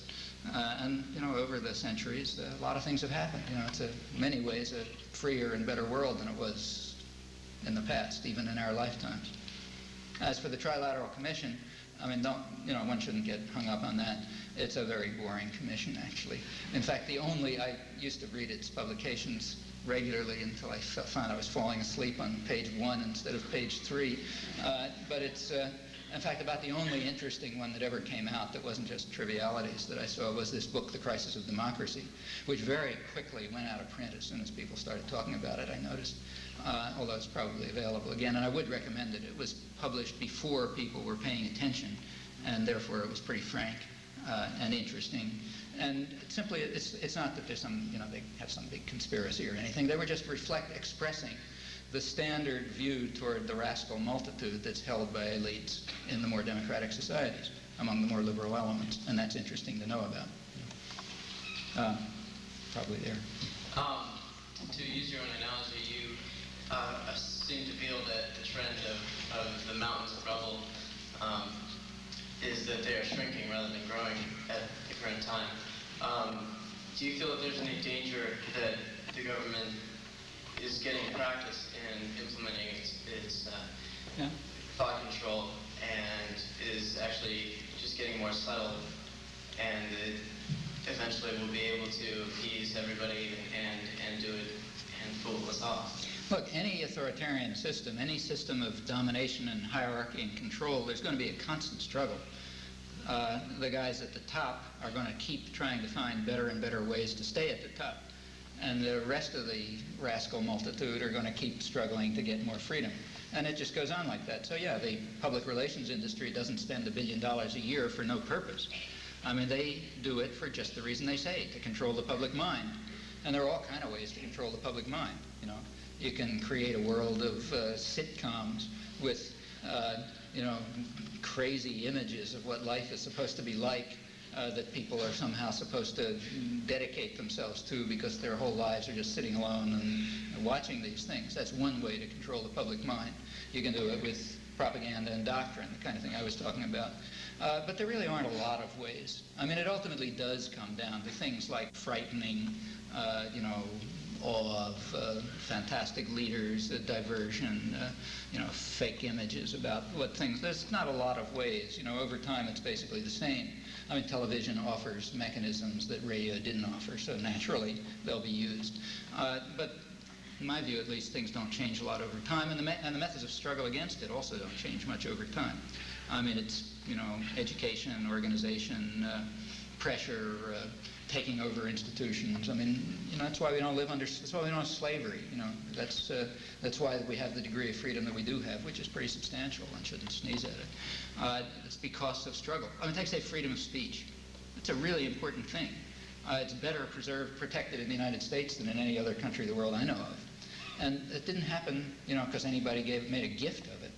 In fact, the Founding Fathers were well aware of that. James Madison pointed out that what he called a parchment barrier, writing words down on paper, will never protect people from tyranny. That parchment barrier has to be made real by popular struggle and by people who want to defend their rights if they're infringed on and are willing to do it. And over the centuries, that's happened.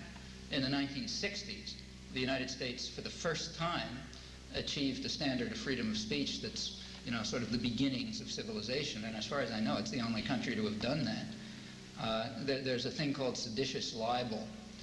Seditious libel makes it a crime to assault the state by words.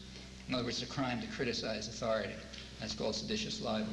Virtually maybe every country, every country that I know of has some kind of law of seditious libel, meaning it's basically criminal to attack the state by words. Traditionally, truth has been no defense. Truth makes the crime more odious because it tends to bring authority even more into disrepute. That's actually the traditional doctrine. In 1964, the Supreme Court, for the first time, overthrew the U.S. law, the U.S. version of the law of seditious libel. I think it's the only country in which that's happened. I may be wrong.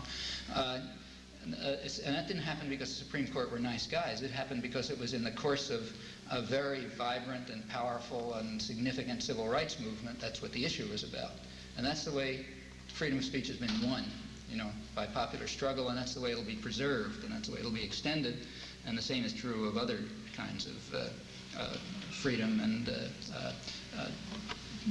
elimination of authoritarian power. Yeah, in your notion of a true democracy, there seems to be the implication that there's some sort of intrinsically just human nature. So how would you account for a society where, say, people really did control their lives, but the majority of people were racist or thought that lesbians and gays should be killed or something like that? Look, nobody knows anything seriously about human nature. It's a mystery. We know that it exists. I mean, if we're even semi-rational, we know that there's there's property, there are facts about being human that make you a certain kind of organism and not others, but we don't know much about what they are. All we know is that under different conditions, people act quite differently. And from that point on, it's your intuition and guesses and hopes are as good as mine. I mean, I got mine, you got yours, nobody knows who's right. It seems to me the sort of best strategy in such a situation is to assume the best. If you assume the best, there's some hope that when you work, you can gain something. If you assume the worst, you know that the worst is going to happen. So there's your choices. I mean, let's take some other topic, say, destruction of the environment. Nobody knows whether it's possible to save the environment.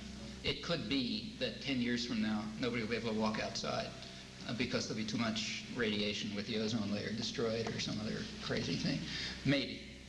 Well, you can say, okay, nobody really knows. So you can say, well, okay, it's going to happen, so forget it, and then you know it's going to happen. Or you can say, look, let's try to do something about it, in which case maybe you'll be able to. And it's the same with human nature. If there's anybody who knows anything about it, I haven't found them yet. It's a matter of hopes and intuitions and guesses. You want to learn something about human nature, you'll do better reading Victorian novels than reading psychology books. Welcome to San Diego, Dr. Chomsky. I have borrowed a theory from a person who heard in alternative media. Anyway, their analysis of the Iran-Contra, their analysis of the Grenada invasion was that to cover up the breaking of the Iran-Contra scandal. That's the wrong, we got the wrong years. Grenada, I think something's being mixed up. Grenada was 1983. The Iran-Contra thing broke in 1986. Okay. Well, I mean, one of the proposals, I think I know what you're thinking about. Okay, well, When it came out, not here in the U.S., but when it came out in Middle Eastern media. The Iran-Contra thing? Yeah. Mm-hmm. That was in the fall of '86.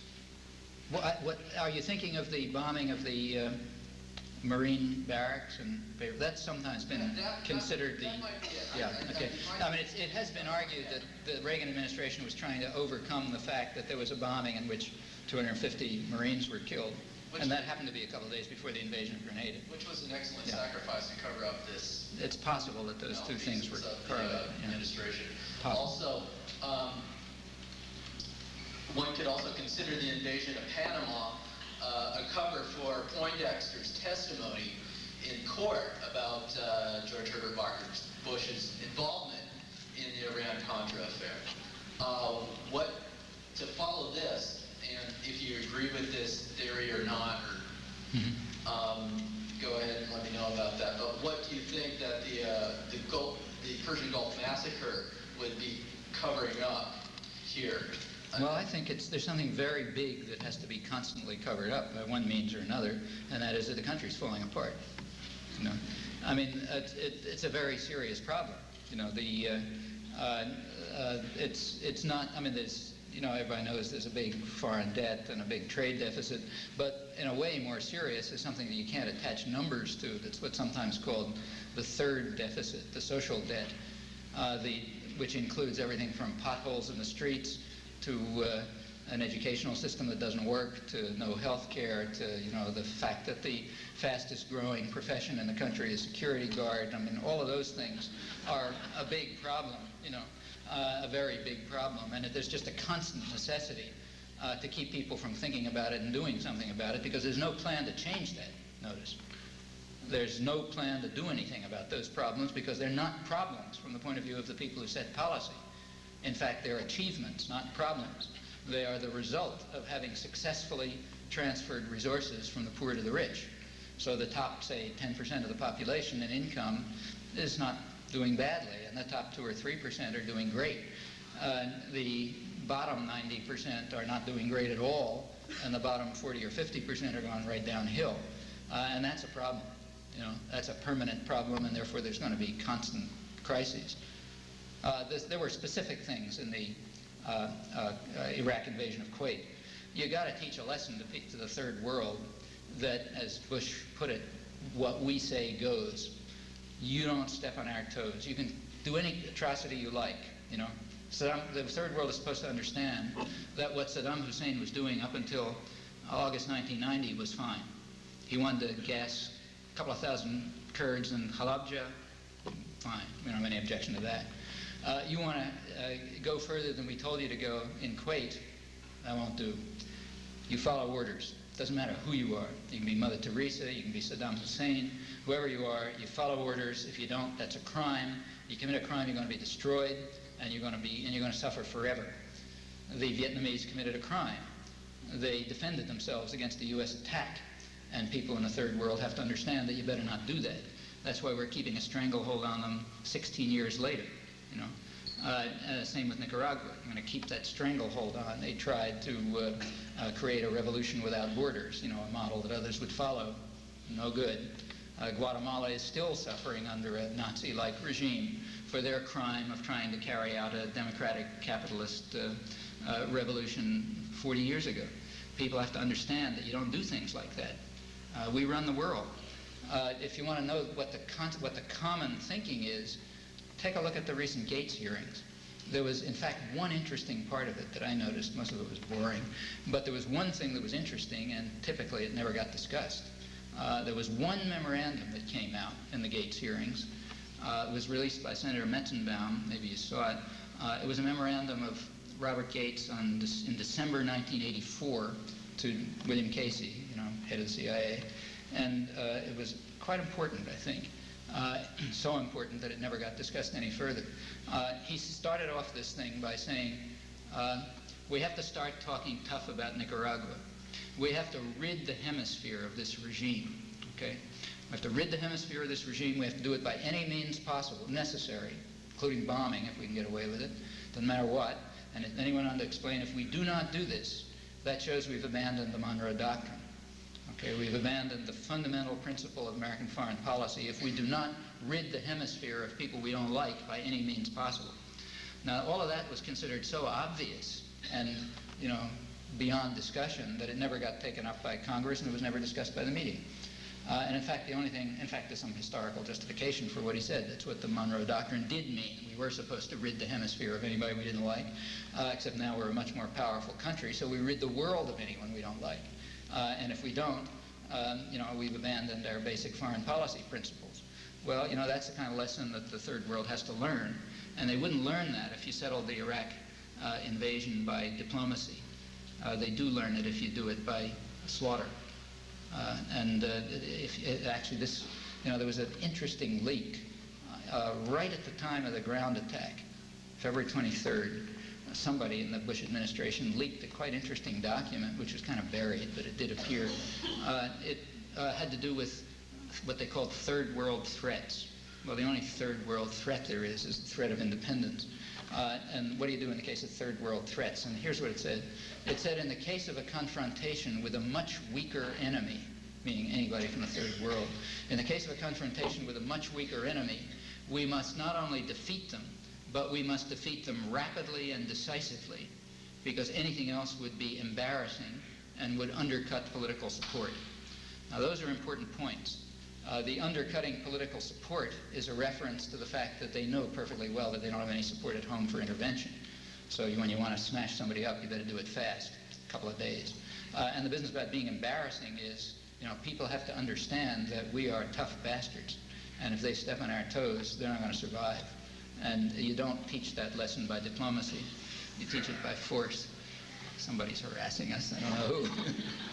I want to go back to that first question about feeling threatened. Yeah. Thank you for being here tonight. I like the image of the rascal multitude, and although it makes some of my friends nervous, I like to refer to the Green Party as Gang Green. And I just wonder if I could get your assessment of the potential for issues of environmental and economic justice to really pierce the fog, the spectator fog, and bring about this crisis of democracy that we're all trying to create. You know, do you really see environmental issues and social justice environmental issues as being able to pierce that fog? I do, but actually I was talking to a faculty member here this afternoon who's working on this, who knows a lot more about it than I do, if she's here. I don't know. Let's see. There are people around here who are working on it and working well on it. I forgot what was her name. I forgot. I met so many people I forgot them all already. But there is a faculty member who's writing a book about this now and had a lot of interesting things to say about it. Around? I don't see anybody standing up. Yeah, I think I mean, look, these are very live issues and they just affect everybody. I mean, take the environmental issues. You know, I mean, you can't be too alarmist about them. I mean, nobody really knows in detail. When Bush and those guys say, look, nobody knows, in a sense they're right, you know. I mean, the scientists can't put numbers on it. But that very bad things are happening is not in dispute. A couple of days ago, they began the first investigation of the deterioration of the ozone, possible deterioration of the ozone layer over the North Pole. It's serious over the South Pole. So far, the only extensively settled area that's hitting is southern Chile. You look at the map, you see it goes in there, and there's a lot of effects noticed. You know, blinded animals, crop destruction, people unable to walk outside because of ultraviolet radiation danger. It's conceivable that that's what a lot of the world will be like pretty soon, and that's not the only problem. And I don't doubt that these are issues that lots of people can be mobilized about. And they cut pretty deep, you know. They cut to the question of investment decisions, authority structures. A lot of things get involved if you look at them seriously. Do you see a relationship between multiculturalism and the factionalism that James Madison feared? Well, you know, the fact that James Madison feared it doesn't mean that it's bad, you know. I mean, people in power fear a lot of things that are good.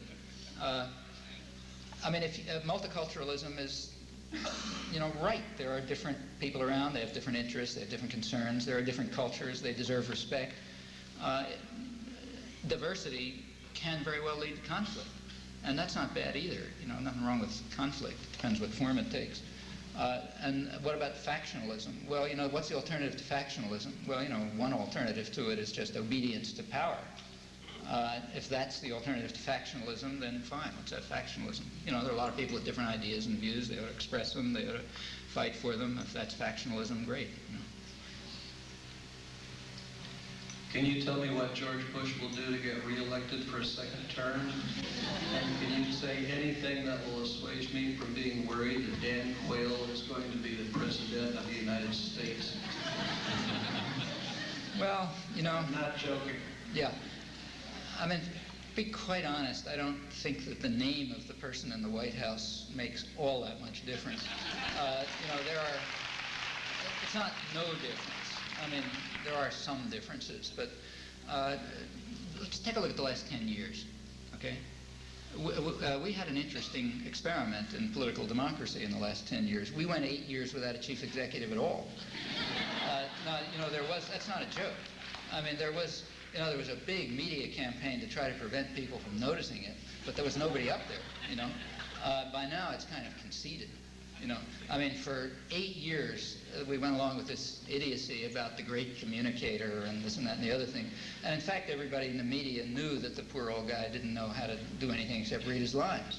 And the public knew that too, So, for example, when the Iran-Contra hearings came along, the Democrats, who didn't quite understand it, didn't really realize why people weren't going, here was this, you got the President of the United States, either he didn't know or he forgot or something, that something pretty bad was happening, and the public didn't care. They just laughed. That's because they're intelligent, I mean, the only issue with regard to Reagan was whether anybody bothered to tell him, or if when they told him he bothered to remember or something.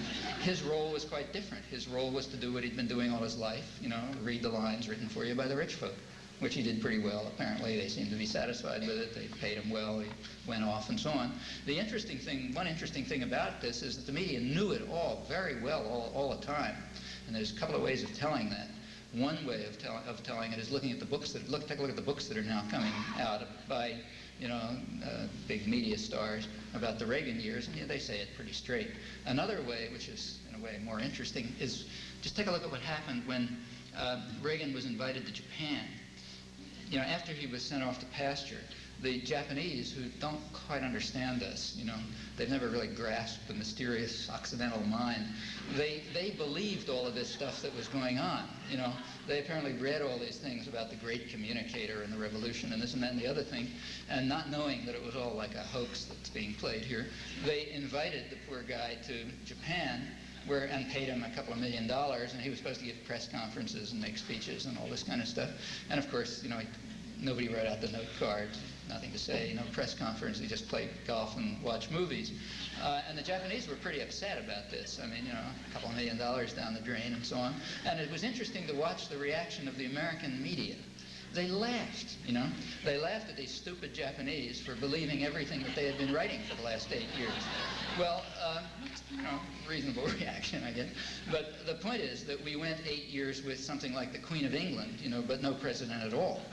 And it didn't affect things very much, I remember a couple of years ago I went to Holland to give some talks, and when I got there, some friend met me at the airport, and we were talking about what's going on in Holland. He said, I knew that the government had been voted out, the government collapsed a couple of months ago, and I asked him what the new government was, and he said there wasn't any new government.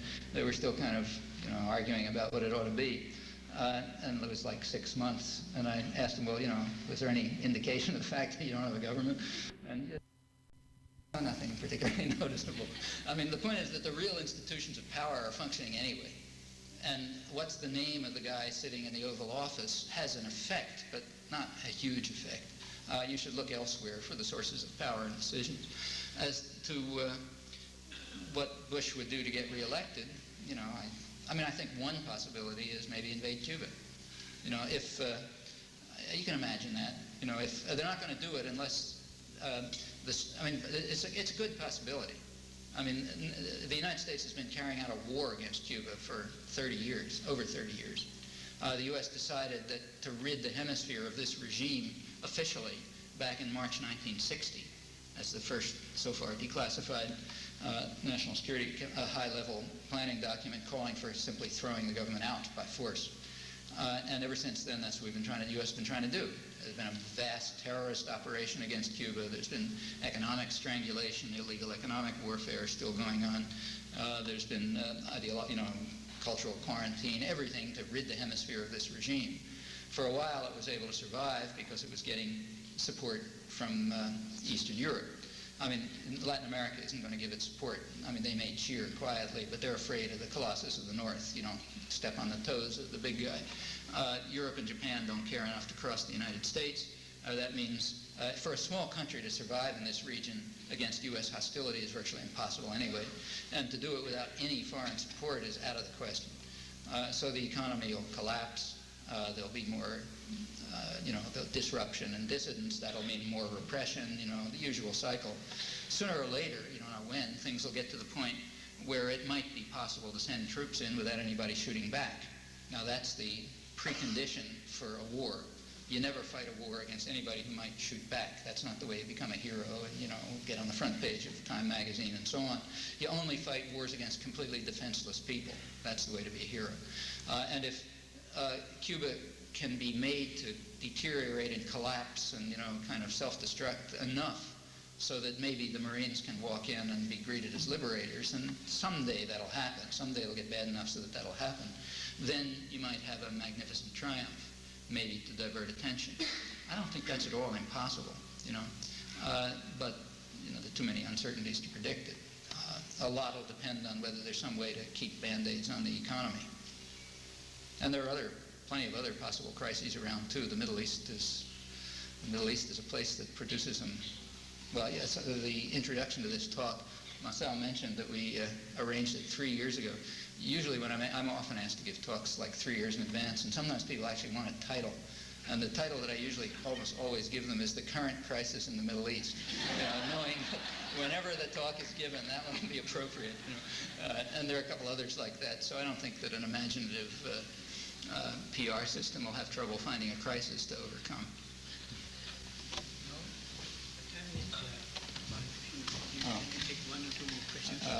Okay, well, 2 more questions, I'm afraid. So the first 2. Yeah. I'll try to be a little briefer, I'm sorry. In an interview in Britain, you described yourself as a derivative fellow traveler in relation to anarchist thinkers.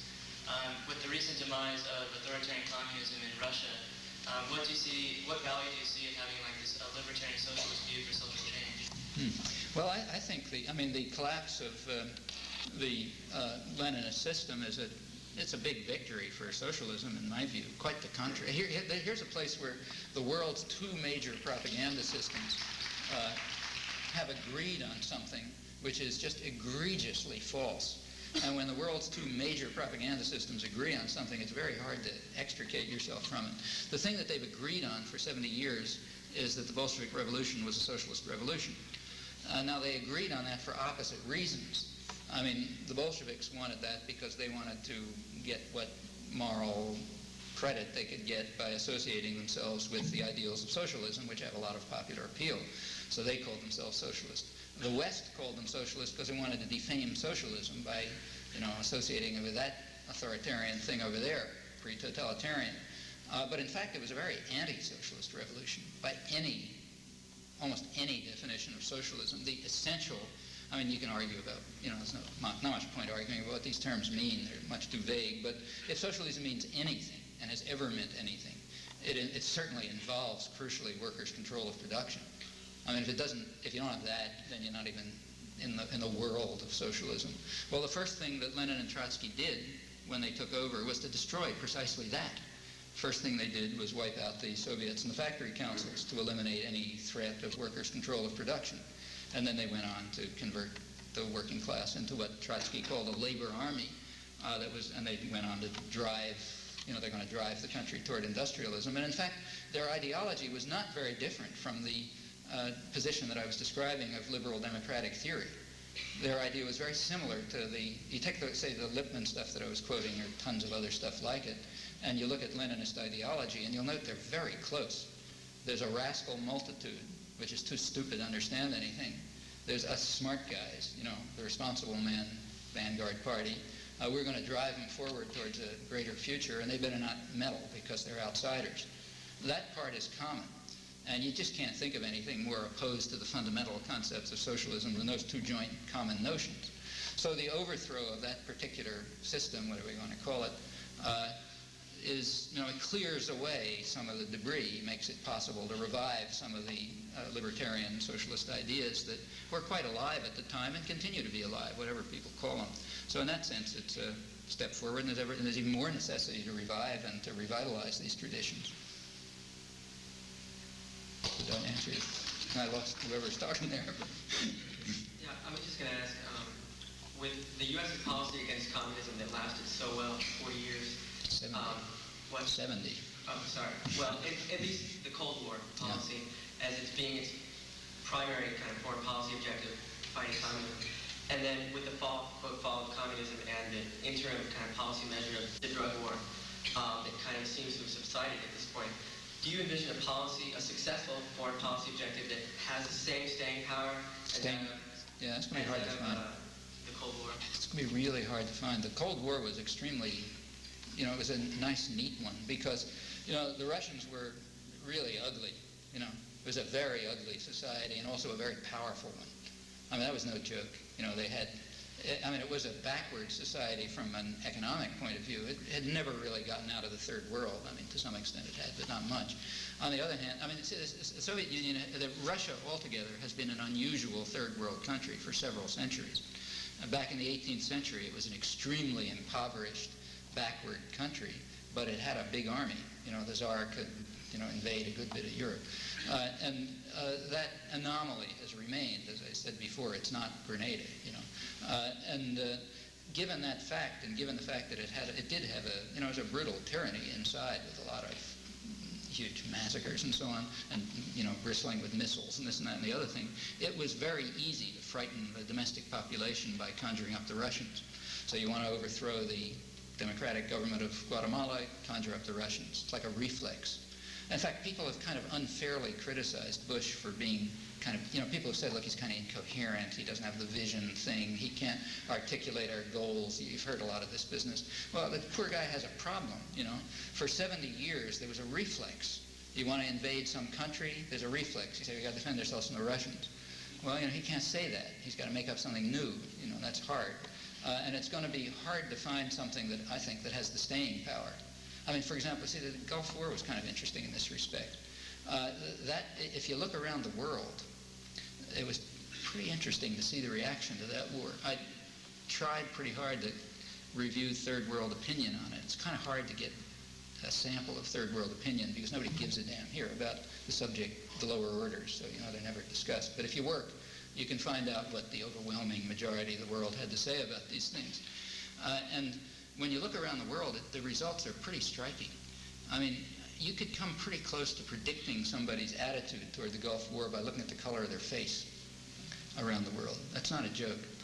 In Europe and the United States and Australia, the white places, there was near unanimity in support of the slaughter once it got started. Up until the thing got started, there was some vacillation. As soon as it got started, just cheering. Europe was dramatic in this respect. Even countries like Sweden, there was no dissidence. On the other hand, take the rest of the world, and they were mostly horrified. Latin America, Africa, Asia, Middle East, even countries like Egypt, which were technically part of the coalition. Any place where people had a means to express themselves, they were expressing strong opposition to the war. In fact, it came very close to being a race war. And there were people who recognized that, like Nelson Mandela, for example. And it's very common in the third world. You look at third world opinion, I've written some about this if you're interested in sampling it. A very standard view, one of the leading theologians in Latin America, the Archbishop of Sao Paulo, put it pretty clearly, and in ways in which it's expressed in most of the world. He said, throughout the third world, there's hatred and fear. When are they going to invade us and on what pretext? After having destroyed these guys. And they're very much afraid of the fact that there's no longer any deterrent to the United States. So the two superpowers kind of, they held each other off. Neither of them could do too much damage because they might get in trouble with the other one. But now one of them's gone. and the more aggressive superpower, namely us, is able to use force freely without interference. And that frightens the daylights out of people in the world. So here we've got this thing which was in effect a race war. And I think that's partly because the Cold War couldn't be conjured up any longer. For years, the real war has been North-South. I mean, all the fighting is against the Third World. But it's always presented as if it's defense against the Russians. Okay, now the mask is off. We're just continuing with our historic mission, the historic mission of Europe, namely conquering and destroying the world. It's been going on for 500 years. Okay, we're continuing with it. And there was I think there was a kind of recognition of that in the West. And that's one of the reasons you had this unanimity, near unanimity. And there was a kind of recognition in the rest of the world too. It's the major theme of modern history. It doesn't take a genius to figure it out. And it came out with pretty remarkable clarity during this conflict. And I think we're going to see more of that. It's going to be very hard to conceal the fact that the enemy is the lower orders at home and abroad. That's the enemy. There's been ways of concealing it in the past. I think it's going to be harder and harder to conceal. That's my guess.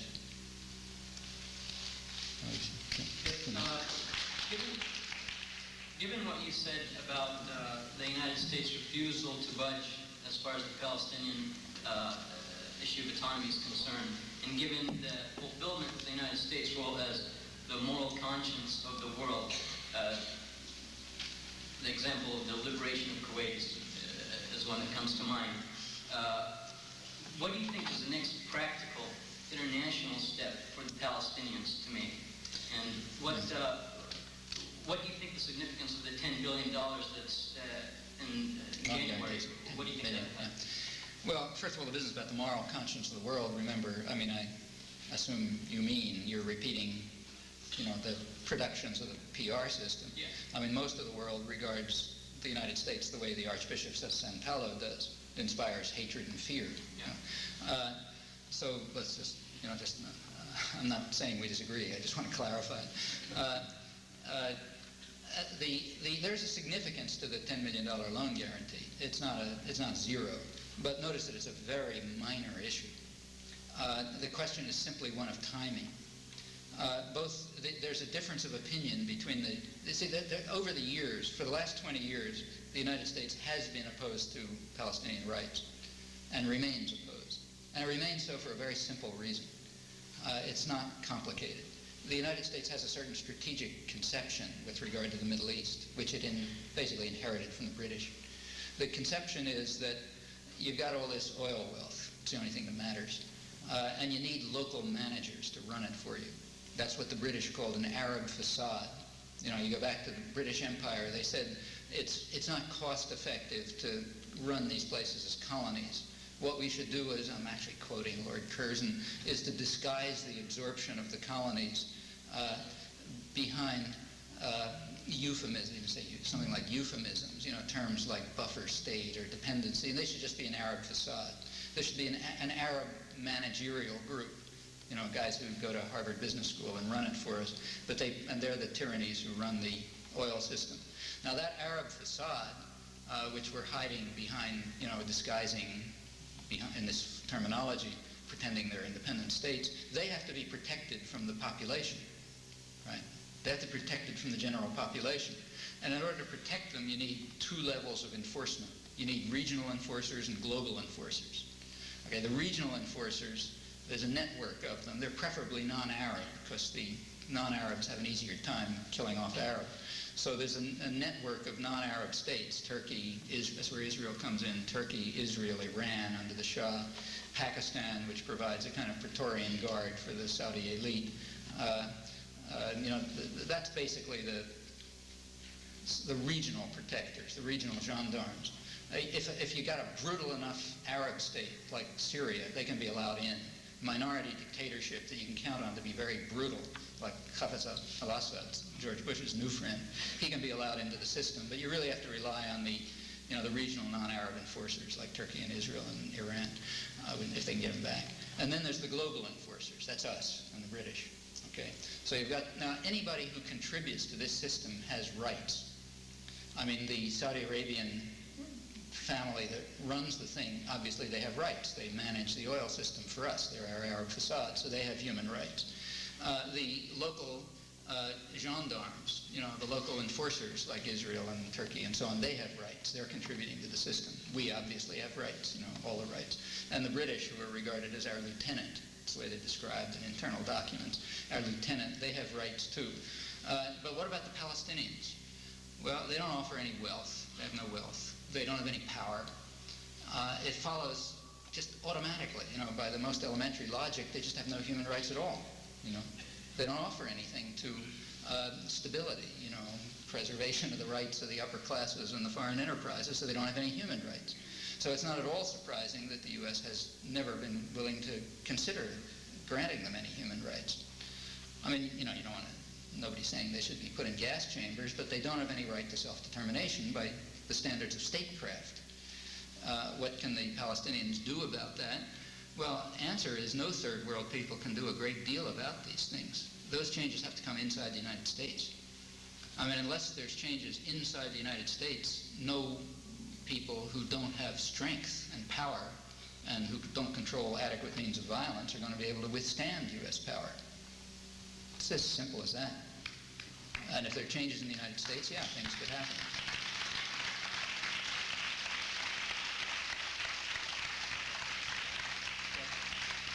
Can we have one last question?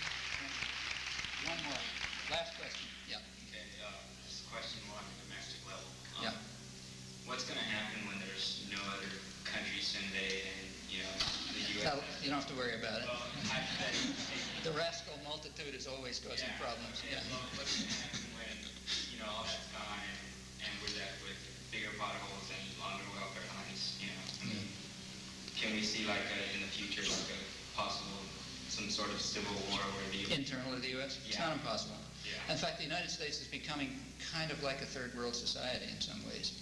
It's so rich that it doesn't look like Brazil. It's a super rich society. It takes more than Reagan and Bush to turn this into a poor country, although they tried. But it's still got the biggest economy in the world, the biggest market, and the most fantastic resources and everything else. So it's a very rich place. On the other hand, it's taking on some of the structure of a third world society. So you take a look at a typical third world society, like, Brazil or something, or Mexico, and what you find is there's a sector of the population that's very wealthy, sometimes super wealthy. They live like, they could be in London or Paris or New York or maybe not San Diego, but in pretty rich places, and they wouldn't be, beyond unnoticeable. On the other hand, that's a small percentage. They're the ones who are tied into the foreign enterprises, typically. They run the local branch offices and that kind of thing. And then there's the rest of them, So say in Brazil, maybe 5 or 10% are part of this Western world, and maybe 75% live like Central Africa, and the rest are sort of in between. Now, the United States is beginning to look like that. It's so rich that the percentages are different, but the structure is becoming similar. So, for example, there was a study in the New England Journal of Medicine about a year ago of Harlem, the black ghetto in New York. And it turns out that by, you study things like infant mortality and all those quality of life statistics, it's pretty much like Bangladesh, In fact, the life expectancy for a black male of age 20, if you reach age 20 in Harlem, is about like Bangladesh. And other statistics, you take, say, Roxbury's black ghetto in Boston, and look at things like, say, again, infant mortality and that sort of business, and I think it ranks about like 50th in the world's countries. It's really down in the third world already. And that's happening around the country. The probability for a black male to be in jail in the United States is 4 times as high as in South Africa under apartheid. I think I mentioned before, the fastest growing profession in the country is security guard. Now, if you look at wealthy places in the United States, like, say, New York, it's beginning to look like San Salvador.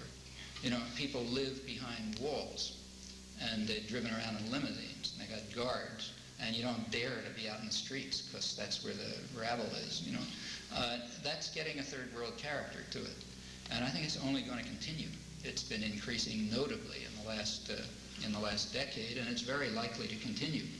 And we may turn other parts of the world into that too, like Canada.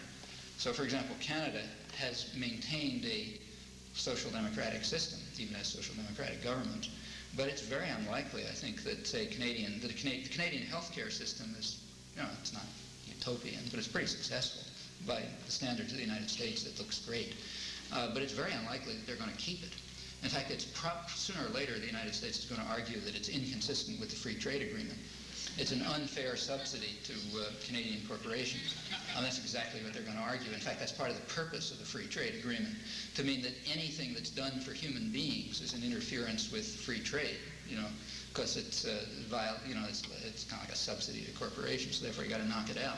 And it'll be knocked out because it's a weak country as compared with the U.S. And there will be pressures to turn the world into a world of stability, where there's an international wealthy class and there are international enterprises and everything is for them and everybody else is in a service role. I mean, that's the natural evolution of a capitalist, semi-capitalist world. And unless there's a struggle against it, that's exactly where it's going to go.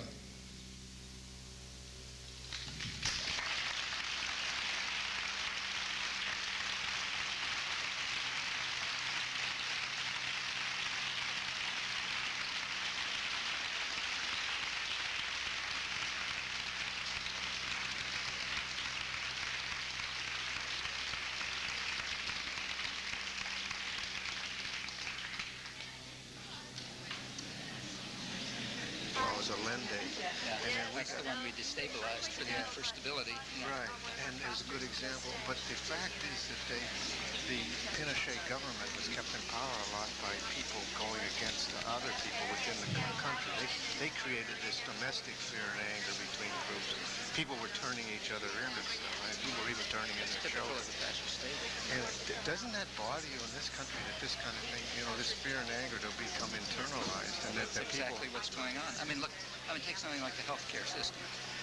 Just take something like that, and take a look at Canada and the United States, and you see there's a kind of a logic to the difference between the healthcare systems. The Canadian healthcare system is universal. Everybody has it. The U.S. healthcare system is designed to set people against each other. So the U.S. healthcare system is designed so that there's something that goes to the elderly. And that just makes other people who are poor think, why the hell should I be paying for the elderly? And there's something that goes to, dependent mothers. So that makes the elderly think, I'll hate them. In fact, the whole U.S. healthcare system and much social policy is designed to set people against one another. Whereas, in contrast, something as simple as a universal system eliminates that. That's one of the reasons the U.S. doesn't have universal healthcare. It's the only industrial country outside of South Africa that doesn't have it. I mean, these are very well designed, and in fact, they're manipulated. Keep people. Look, in the Reagan-Bush years, it's been obvious. The whole thing is the way that the Republicans are the party of the rich. There's no secret about that. How do they keep getting popular support? Well, by building on mutual hatred among oppressed people. So you set them against one another. I'm going to say the Thomas hearings were just a typical example. Try to set oppressed people against each other so they hate each other, and they don't bother with us. In fact, you read Stockman's book. He says that was our plan, and of course it was their plan. The plan was to build up such a huge deficit that to maintain social services, you were going to have to make it highly selective, meaning you pick out one group and you do something for them, so everybody else who's equally oppressed hates them. Okay, like affirmative action. You pick out this group and give them something they've been deprived of. Okay, the other guy, he's getting deprived of it, so they hate each other, and that's great because then you keep them all. You keep. It's one of the ways to keep people controlled. But Dr. Chomsky, then aren't we really saying that we are the problem within ourselves? Because if I take offense and immediately bring unhappiness right into the world by taking that offense, I have only myself to blame. I don't agree. I mean, you're being manipulated. You're not getting a lot of options. I think, the only way to resist that is for people to organize. When you get organized, you don't hate each other. You hate the guys who are oppressing you. But that's only after you get together. If you have scattered individuals, there's not a lot else that they can do. I mean, take something like busing. Like in Boston, where I live, the busing thing was very precisely designed to set poor people against each other. Right. They had that show on it, on that whole show on racism, and they completely glossed that over. That's right. Now, see, I could see it from where I live. I live in one of the suburbs. Right. They're like white, wealthy suburbs. there was never any thought that they were going to be involved in the busing. Exactly. The busing was going to be That's right. Irish and black, you know. So everybody's neighborhood's going to get destroyed, and they'll hate each other. But meanwhile, we sit out in the wealthy suburbs and we cluck our tongues about the racism of those terrible people. Actually, I was bused from Inglewood Cliffs, which is the third richest community in the United States, down into southeast Inglewood. I mean, there were 500 of us bused into 13,000 minorities. That was very unusual. At Where was that? Dwight High School in southeast Inglewood, New Jersey. Yeah. So it took us from the billion-dollar mile in Inglewood Cliffs and took us down to Pendleton Avenue, where there's no doors and no windows. What was the outcome? I learned how to fight. Or no, I already knew how. I was actually born in the South Bronx, but it was a lot of. The outcome was that somebody who had been a pacifist since he was 7 years old had to break somebody's arm in a bathroom and he'd take his gun and put it in his mouth and say, "Don't do this to me anymore, please." You know, it was things that I would never have wanted to be involved with, but because of the circumstances, you know, it was my choice to either get shot or to break this guy's arm. So. Yeah. Well, you know, that's not the solution, obviously. Well, the it wasn't solution the would be to moment, change. Well, you know, I mean, it was the kind of solution that was picked because the alternative, namely creating a decent educational system, wasn't an option. Yeah, maybe. Yeah, but you know, I could see what happened with our kids. I mean, they in where I live, which is a suburb, they kind of made a gesture of integration. They picked very carefully, you know, the 10 most middle-class black and most upward-striving black families, and they brought those kids out to Lexington. But they were still urban kids, and for the kids who live in the Lexington suburb, it was tough to deal with. Not that bad, but you know, tough, and they ended up being racist. You know? Yeah, you're unusual in that you can look back on it and laugh. I mean, a lot of kids in your position would say, "Oh, those damn niggers." You know? Exactly. I realize you don't have your psycholinguist hat on tonight. I was wondering if I could have your card. I'd like to talk with you about machine translation at some point. It's a very quick discussion. You can forget it. That's the way I got my first job. With the demographic situation in California, it might become very evident that the system is going to have to say, let me grab all of these and have them with us, so that in turn we later can, you know, sort of mediate all of these processes and come back. It's going to have to be a reciprocal interaction if there isn't going to be. How would you go about doing that with, like, teaching administrators in a high school that are expelling your 17-year-old brother?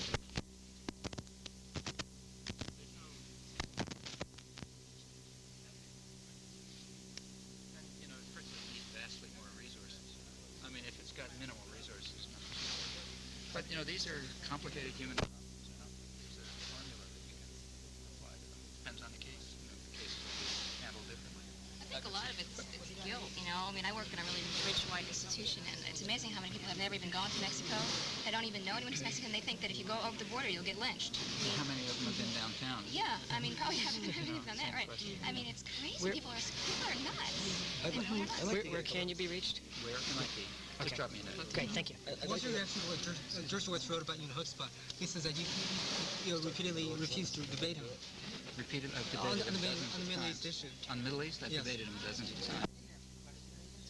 There's no word that comes out of Alan's mouth that isn't a lie. You know? We've had debate after debate after debate. Have you read his book? I mean, I know him very well. Look, I know him well. I've known him for 20 years. Our first involvement was back in 1973 when he was publishing vicious slanders against an Israeli civil libertarian, telling all kind of lies about Israeli court cases in the Boston Globe, and I responded, and I, exposed the lies, quoted the transcripts. Ever since then, he's been absolutely furious, and he's been devoting half of his life to trying to, to destroy me somehow. I mean, he can't deal with the arguments, he can't deal with the evidence, and the only thing that's left is to throw mud. Standard. If people throw mud, you can be sure that it's because they can't deal with arguments and evidence. There's no other reason to start, defaming people. Are you speaking out again? A guy named Alan Dershowitz. He's kind of a comic figure around Boston. What about birth control? You didn't mention it, and in this, when we're getting, is it 4 million people something like that every week now, on this earth? And how will that population explosion There's only one way anybody knows, and that's to increase the standard of living. As you increase the standard of living, as you know, it goes Okay, down. you do believe that as the Hunger Project is working with that idea. That's the only thing anybody knows. You take a look at Europe, for example. Right.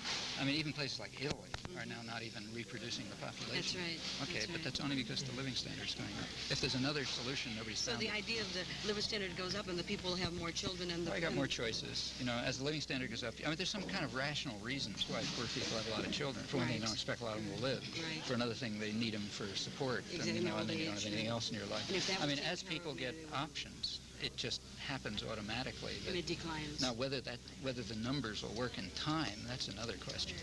You know, maybe it's a matter of, maybe the numbers will explode faster than the capacity to deal with the problem. Well, then that requires social planning. But and isn't that one of the things that the conservatives will say, well, this is the reason we do this, because the third world can't control themselves and cannot control their numbers. Themselves? That's not my argument. The argument of the conservative... Well, first of all, they're not conservatives. I mean, so forget it. They're reactionary statists. Okay.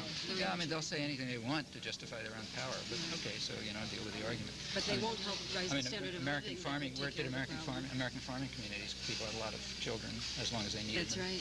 As a good carrying 15 children to a family. And then when they got wealthier, it cut back. Right. Okay. The translator she's speaking. Pardon? No intervention is confidence. Yeah, sorry. I gotta go. Thank you so much. Thank you. Thank you. Thanks so much. Thanks a lot.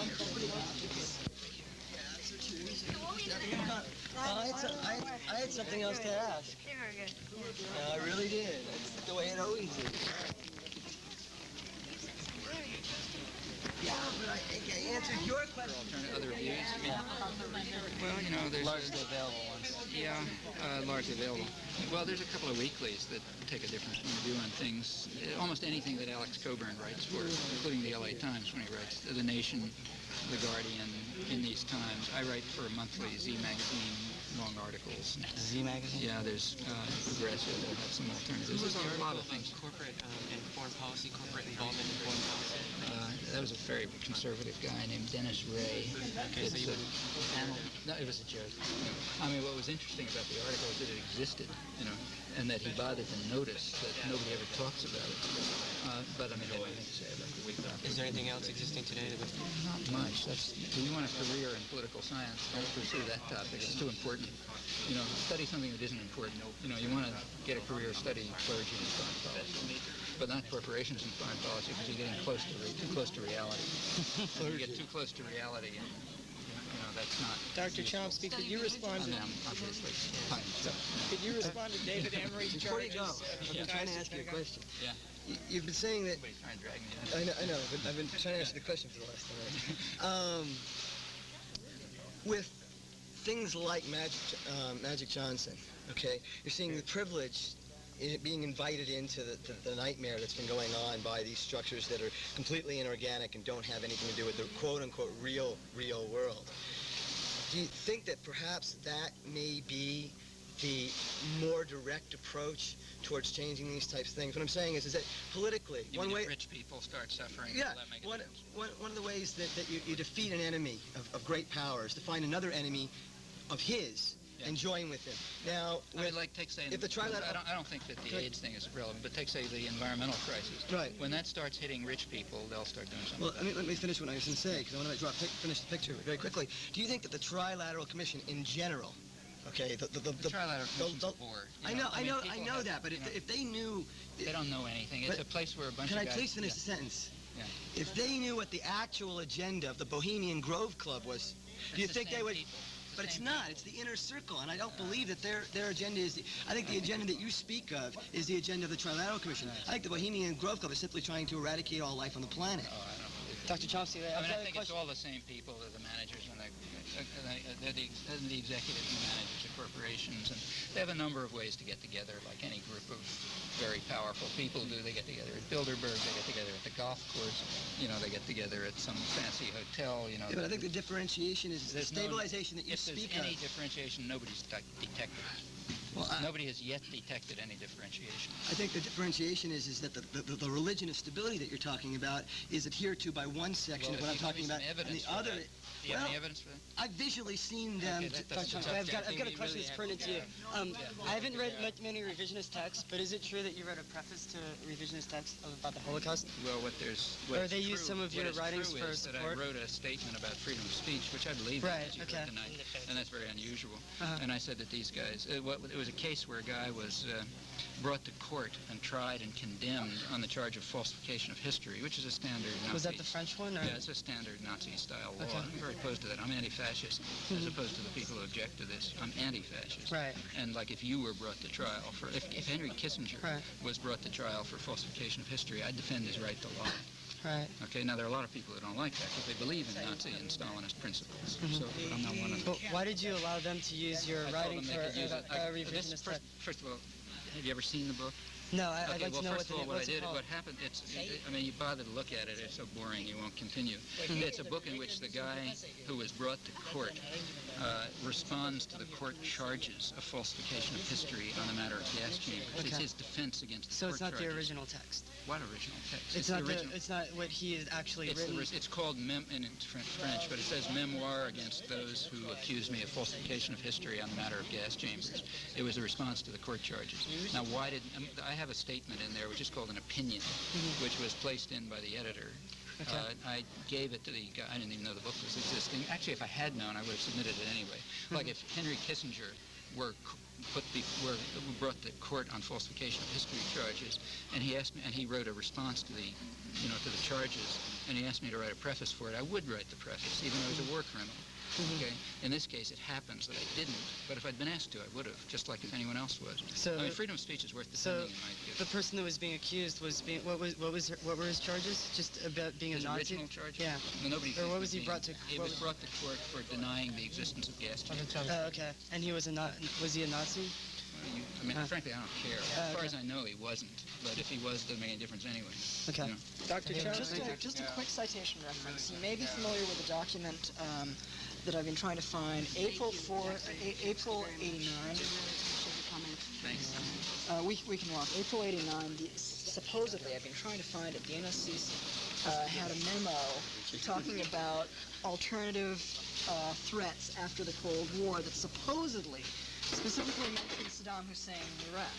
Are you aware of this document? If there's an NSC document that late, it can't be declassified. It takes 30 years for them to get declassified. Okay, thanks.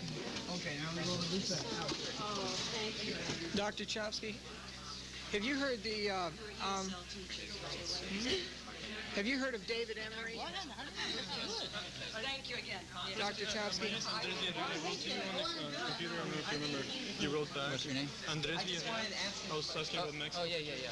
So I guess if I can Did I get back to you? Yeah, you did. Can I continue writing to you? Yeah, it takes me a little time sometimes. Yeah, I understand. I got a huge correspondence, but I'll get back to you sooner or later. Has David Emery corresponded with you? Do you know David Emery has been making charges of your connections to the Pentagon that those of us that... Okay, he's on KPFK. Roy Tuckman's been putting him on. He says you're not to be trusted because you have received monies from the Pentagon. Oh, I work in a lab. I work in a university that's practically a Pentagon university. But just like you do.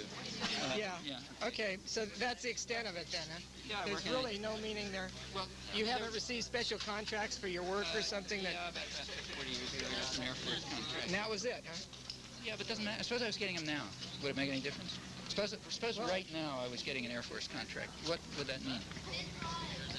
Well, it might mean that you're have ulterior motives and you're working for them. Suppose I'm not getting an Air Force contract. Who do you think pays my salary, right? Suppose I'm in the music department at MIT. Who do you think pays my salary? The Pentagon pays my salary, and corporations pay my salary because those are the only sources of money. In fact, the people who actually pay my salary are poor workers who are getting ripped off either through tax money or through business profits, and that's what finances every university in the world. Okay, you can call it whatever name you like. There are all kind of bookkeeping tricks, but universities don't produce their own capital. That means they're parasitic institutions. And the money that they're getting is either called philanthropy, means it's rich people who stole it from the working class, or it's called government contracts, in which it means it's taxes stolen from the working class. Okay? If there's another source, nobody's discovered it. Maybe Mars. Now, you can play various bookkeeping games like this if you like. That doesn't mean much. Has it had any suppressive effect upon your work at all as far as political? Have to read what I say and figure it out. Just read what I say and see if you can see the effect of the Air Force on that. Okay? Thank you. Yeah.